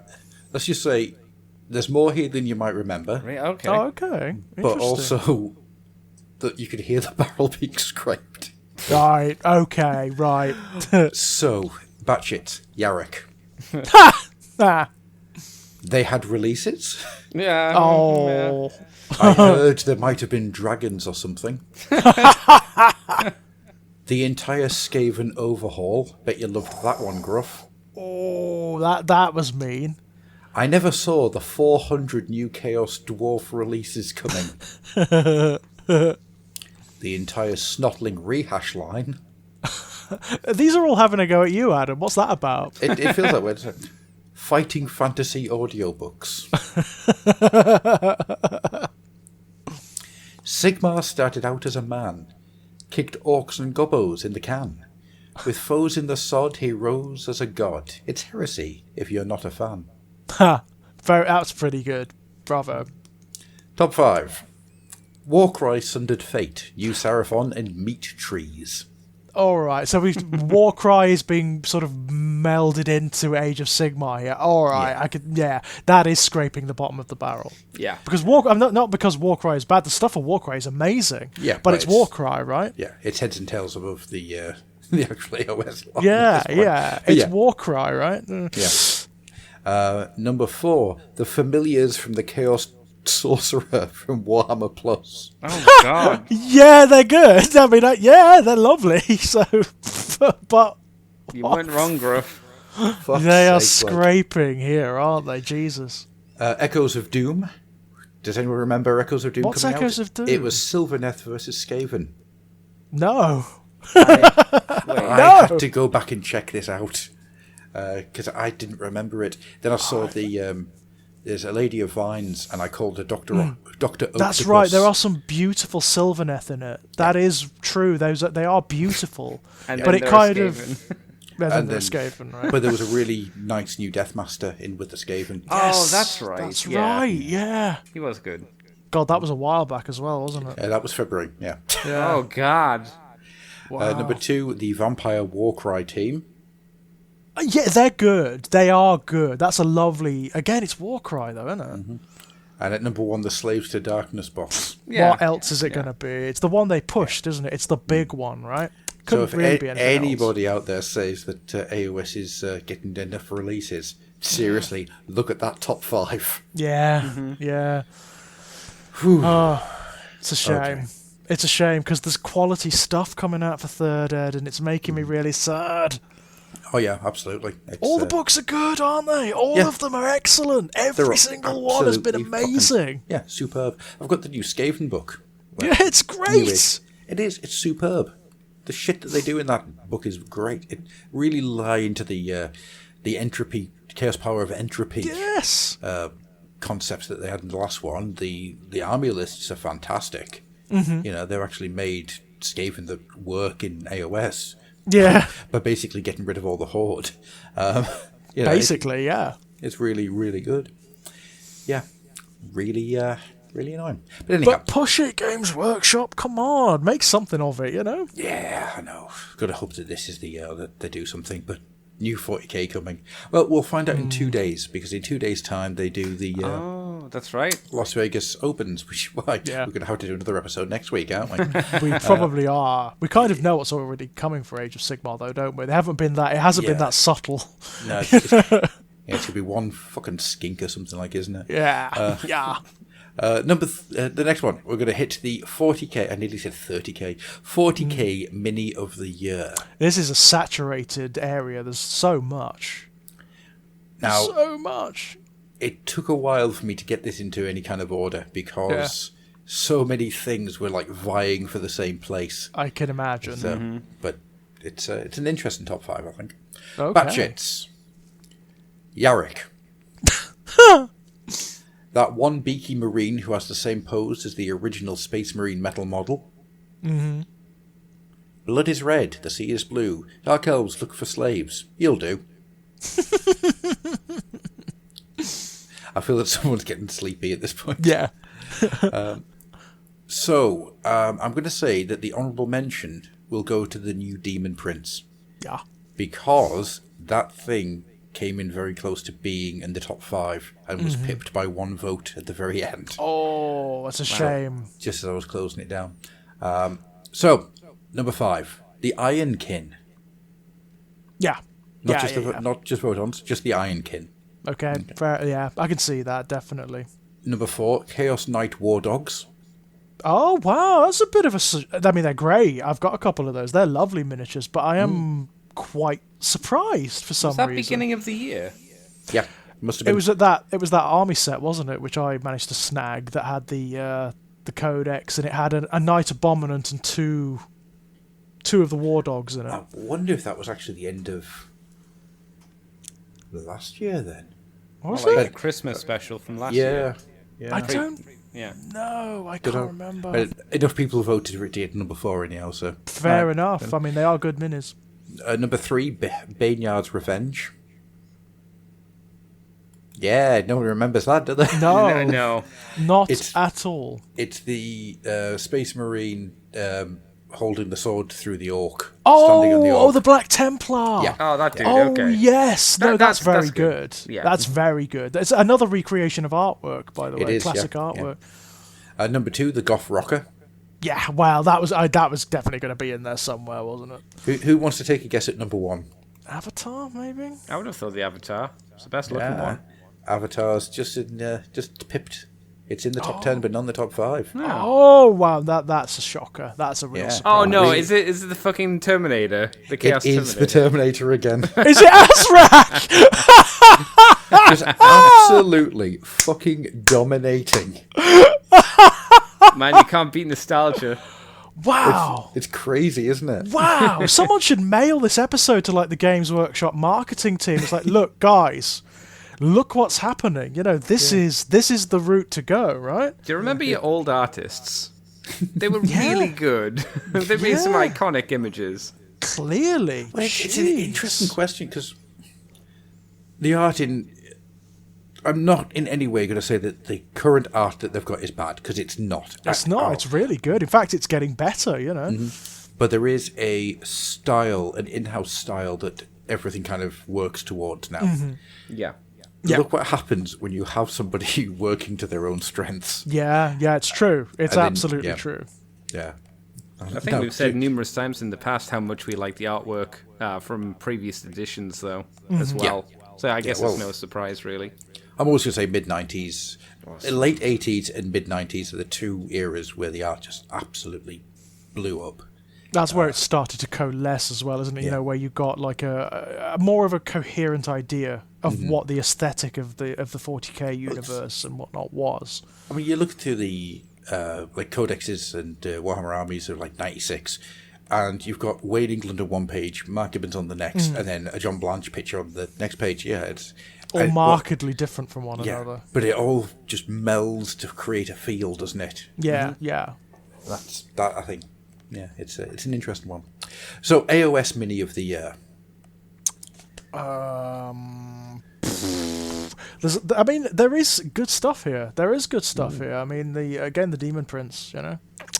I am going to say that I'm very surprised where this goes. Okay. Now that is interesting. Batshits. Okay. Yarick. Of course. My mum. Oh, wow. Yeah. I think it's a dragon, but I'm not sure. Can you have a look for me? The man things are raging this year, for an ending is coming, they fear. Confused are the many, and the pictures are grainy. Fuck it, all hail the horned rat. All right. Top 5. I'm going to absolutely ruin this name, so Kado something or other, because it's taken long enough for GW to make a stunning vampire mercenary figure. So that's the, what's he called, the Hollow King, isn't it? Kado. Okay. Yes, it is a very honestly nice cannot mini, pronounce that last name. I've tried, and I just mangle it every time I try to say it. Number 4, the Lady of Vines. Oh, yeah, again, beautiful. Yeah. I mean, really, really stunning. Dr. Octopus. Yeah. Very good. Number 3, the Death Master. Yeah. Kind of annoying that 4 and 3 come from the same fucking box set. The same box set, yeah. Number 2, Rotmeyer Creed leader with arms wide open. There's a note on one of these that said I have to play the Creed song with arms wide open when reading that out, and I totally forgot to get a sample of it, so I do apologise. With arms wide open. And then at number 1 is a Nighthaunt miniature. Oh, it's not Alralf. Yeah, is it? the Drowner. The boatman. The Drowner. Yeah. The Is it? boatman Yeah. absolutely took it for AOS miniatures. Again, it's a bit of a stunner, isn't it? It's really lovely. I actually forgot it came out. Really? I had to go back and look it up. It's like, what the fuck is Alrak the Drowner? Oh, It's very nice, isn't yeah, it? you're very, very nice, yes. It was a really weird moment of, I haven't got a damn clue what that is. So, the best other releases. So, this is Necromunda, Blood Bowl. I would normally say Warcry, but Warcry. I was going to say, Warcry has got some good representation already, hasn't it? Yeah. So, in the Batshits, anything Necromunda. Marvel Crisis Protocol. Swell Surge. I don't know what that is, but it's in capitals. No idea. Thundercats Ho.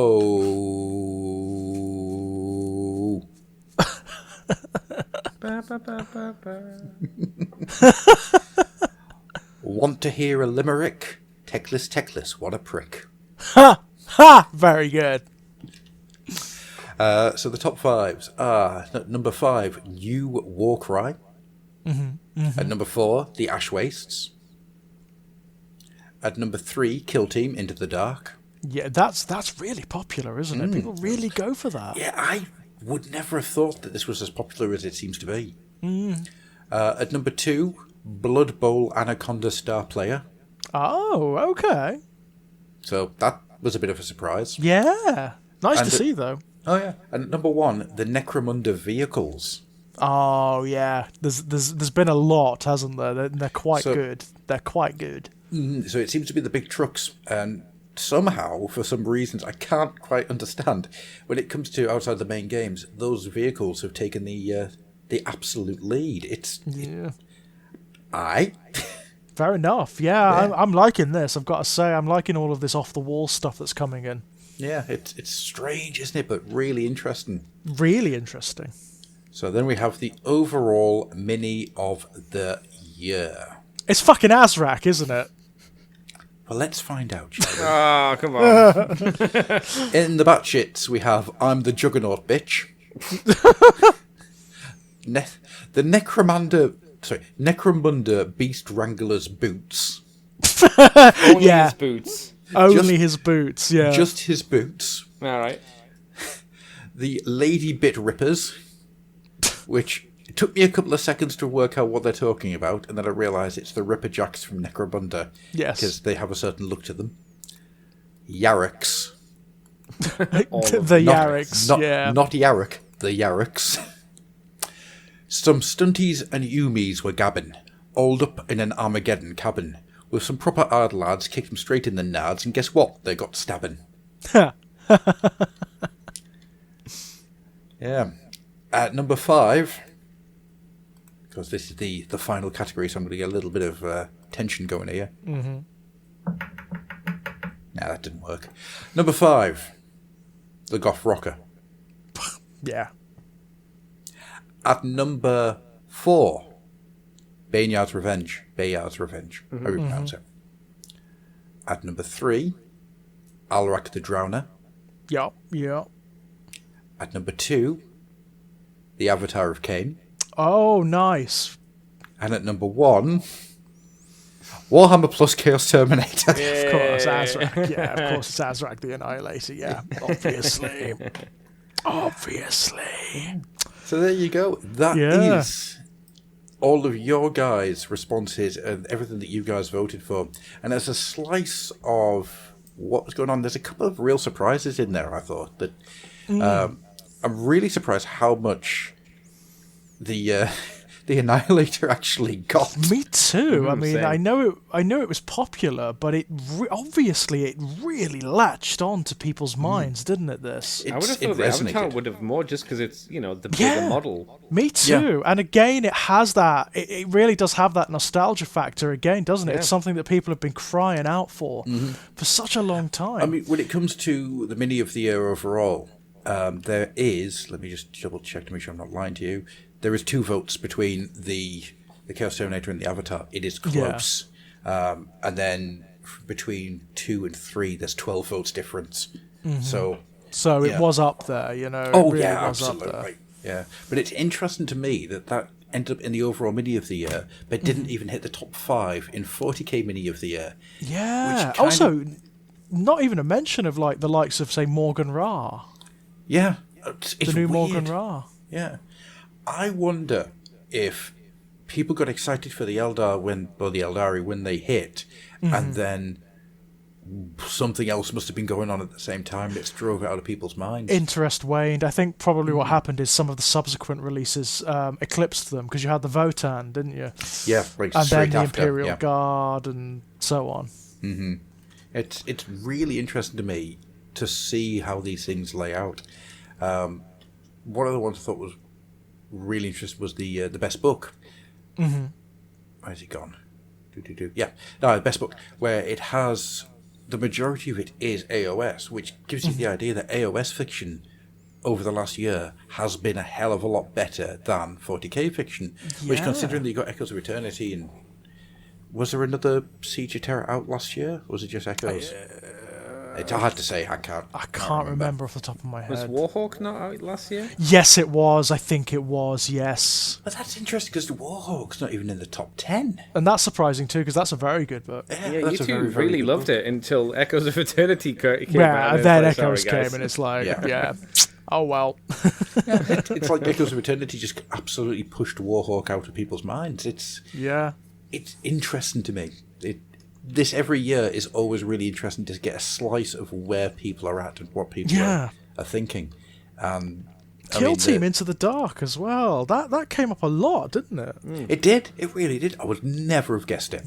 No. Never. I mean, I totally forgot it came out. I think I did as well, to be perfectly honest. Yeah. But of course, I suppose it's the lead into the Arcs of Omen, isn't it?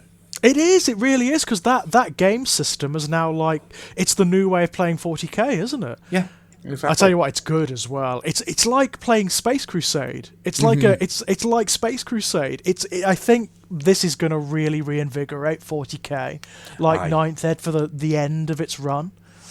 Well, for the next 6 months, yeah. Yeah, it's good fun. The rules are in the back of the first Arcs of Omen Abaddon, and they're really good. I mean, yeah, honestly, I would play a lot more 40k if I was playing Space Crusade, if that makes sense. Just because, it's less miniatures, you don't need anything big. It's kind of here, with the boarding actions. It's really, really good fun. It's actually, the stuff in the new White Dwarf as well, which I only picked up today, so I haven't had a chance to read it. I imagine that's all of the boarding action stuff, isn't it, as well? Yeah, probably. I'll have to have a look-see. Wouldn't surprise me. Is there any surprises that hit you there, Andy? Or If- anything steps out that makes you go, I mean, the fact that the Terminator got so much love, that's about it, really. Yeah. yeah. Crazy It's, love. I think it... Oh, yeah, absolutely. I don't disagree with the results in any way, shape, Not or at form. all. I'm kind of, really happy about that. This is Azrak's episode, isn't it? It really is. Yeah, very much so. And I think we kind of have to put it out there. It's like, yeah, the AOS ones really were scraping the fucking barrel. Like, weren't they? Really, I mean, They were the always amount. gonna be. The amount of like Warcry stuff that had to be subsumed in to the categories to make it work. But I just find it absolutely baffling that in the AOS Mini of the Year, 2 of the miniatures are from the same bloody box set. Yeah. I mean, that's a lot. a That says a shame. lot, doesn't it? It's And it a wasn't shame. even like an amazing box set either.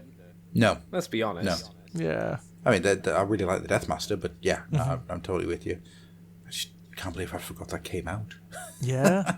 Wow. Crazy. So yeah, so that was the Fluffies for 2022, and of course we will return with it again at the end of the beginning of 2024 for the 2023. God, wow.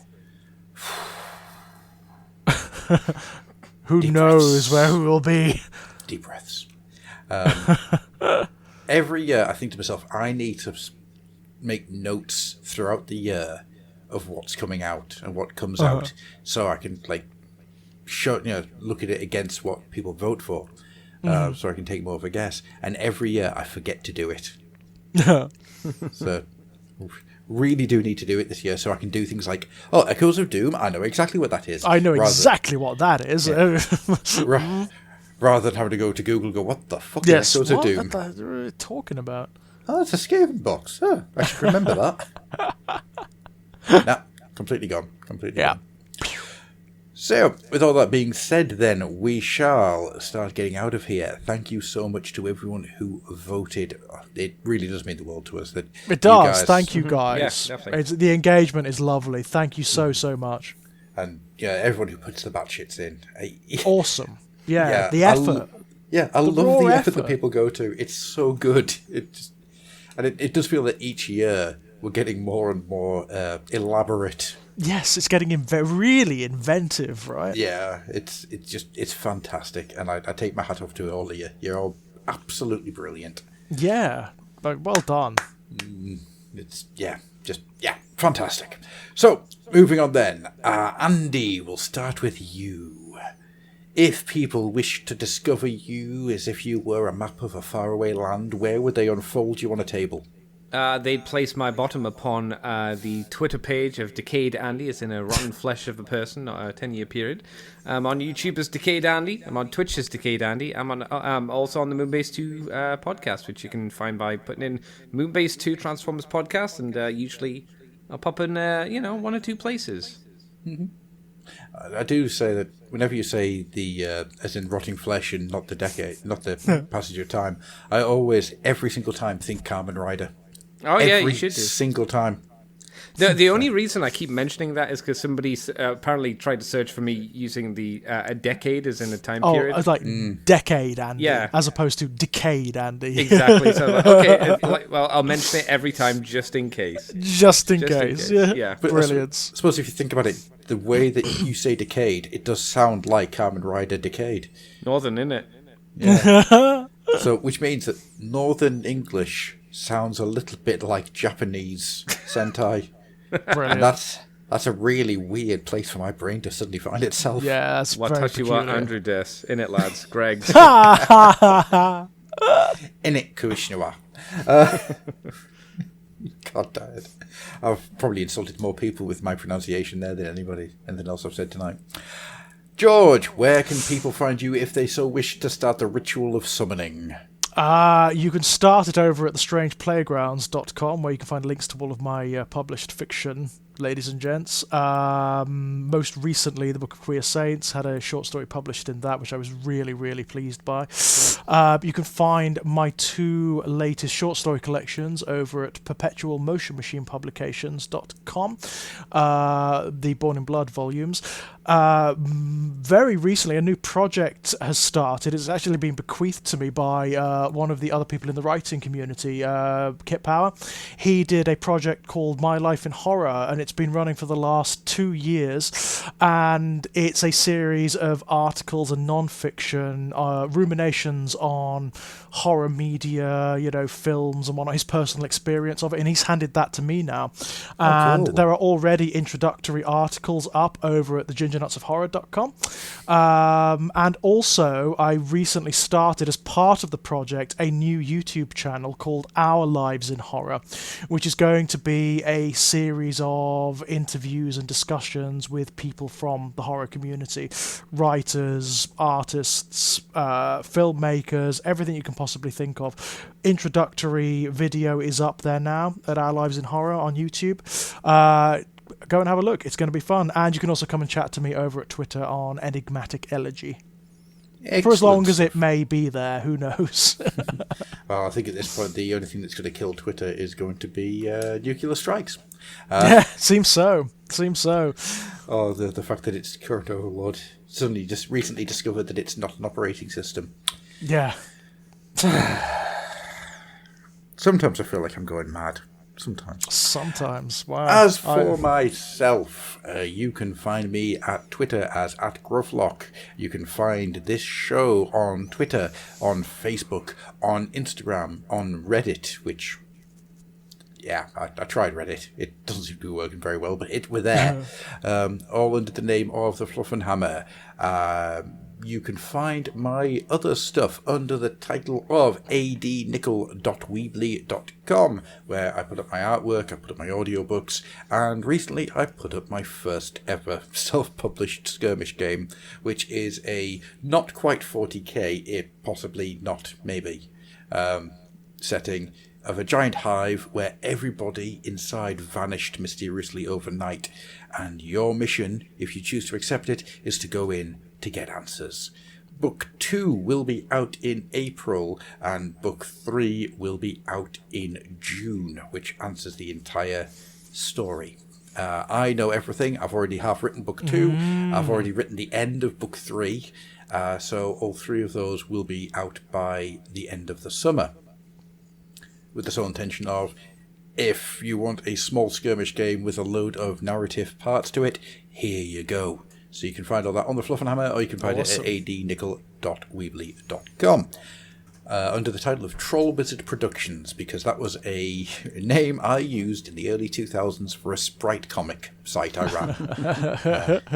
The good old Task Force 20x6. Oh, God, getting nostalgic for the old versions of the internet, eh? Oh, yeah. It was three people who were meant to be part of a expert time travel team who were absolute morons who just got excited by everything. Yeah. So, for example, they stole a Bigfoot and they ran it. They just used his instead of a Jeep. Those, fortunately, are very, very much long gone. Even the Wayback Machine thinks it's shit. And so you can't be bothered. It's fucking awful. But, Awesome. and then, of course, my current project is I'm writing a RPG based on a RPG I wrote when I was about 19, and fucking hell, you can tell. Oof. So I'm currently rewriting that, making the rules work a bit better, just basically updating it and turning it into something that is workable. It's a RPG about amnesia. The idea is that instead of levels, you remember skills. And it's a one-shot horror RPG. That's a nice idea. Yeah, I mean, I read it and I went, fucking hell, Adam, that's a really good idea. That well is a done, nice younger idea. you. It's very, very novel, very, unusual. So the idea is that in order to get the skills, you have to initiate a flashback. So you tell the Games Master, I have a flashback, and they will give you the scene of the flashback, and the Games Master and the other players can either help run with it to help that person remember a scene to get the skill, or they can fuck it up and get a completely different skill. Yeah. Oh, that's really interesting. I like that. So that's... Honestly, I read it and just went, fucking hell, That is a decent... It's a really interesting mechanic, Young me had a really good idea. Yeah. Couldn't write the rules out for shit, but, it was... Well, when you're 19, you can't, can you? No. It's not going to be good. So that's... hopefully I'm going to get that out in the next couple of months. I've I was thinking about getting it out for a Halloween release, but I'll get it out way before then. Yeah. That, unlike Eramis is free, by the way, because it's just me learning how to do this. Tattered will be about £5, I think. Awesome. I'm looking forward to that. And hopefully I can get it out as an actual physical copy. Yeah. So, that is everything that I think we have to say this evening, other than, Andy, you smell good. Well done. Well, I do wash every day. Sometimes. For a zombie, that's impressive. It is really, isn't it? You know. And thank you all for listening, if indeed you still are. Thank Good you night. so much, guys. Bye. Bye. Brilliant. That was really fun.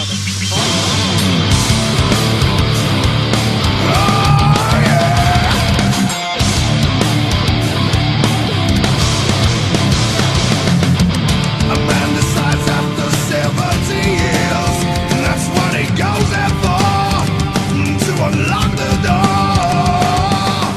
while those around him criticize and sleep away.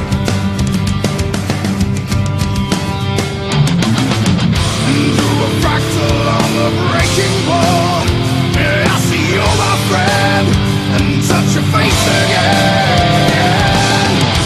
Miracles will happen while we drift away.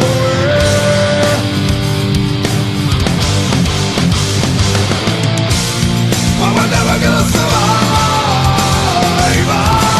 unless we get a little crazy. No, we're never gonna survive unless we are a little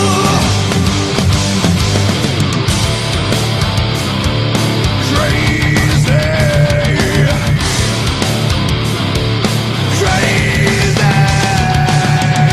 Yellow people walking through my head.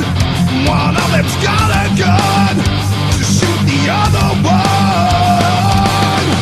And yet together they were friends at school.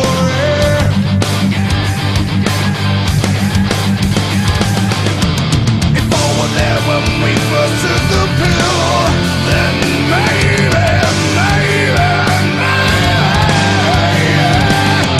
miracles will happen as we speed away.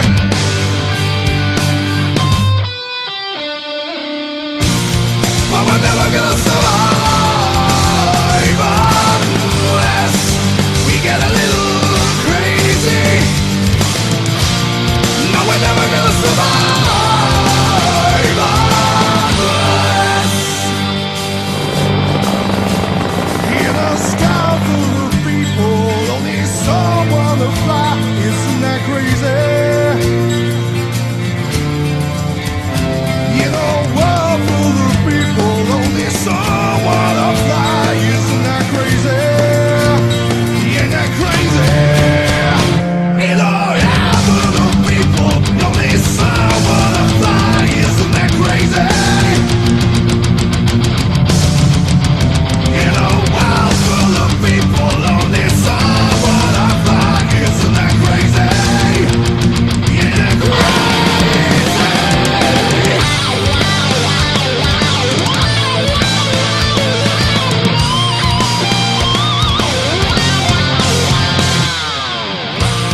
But we're never gonna survive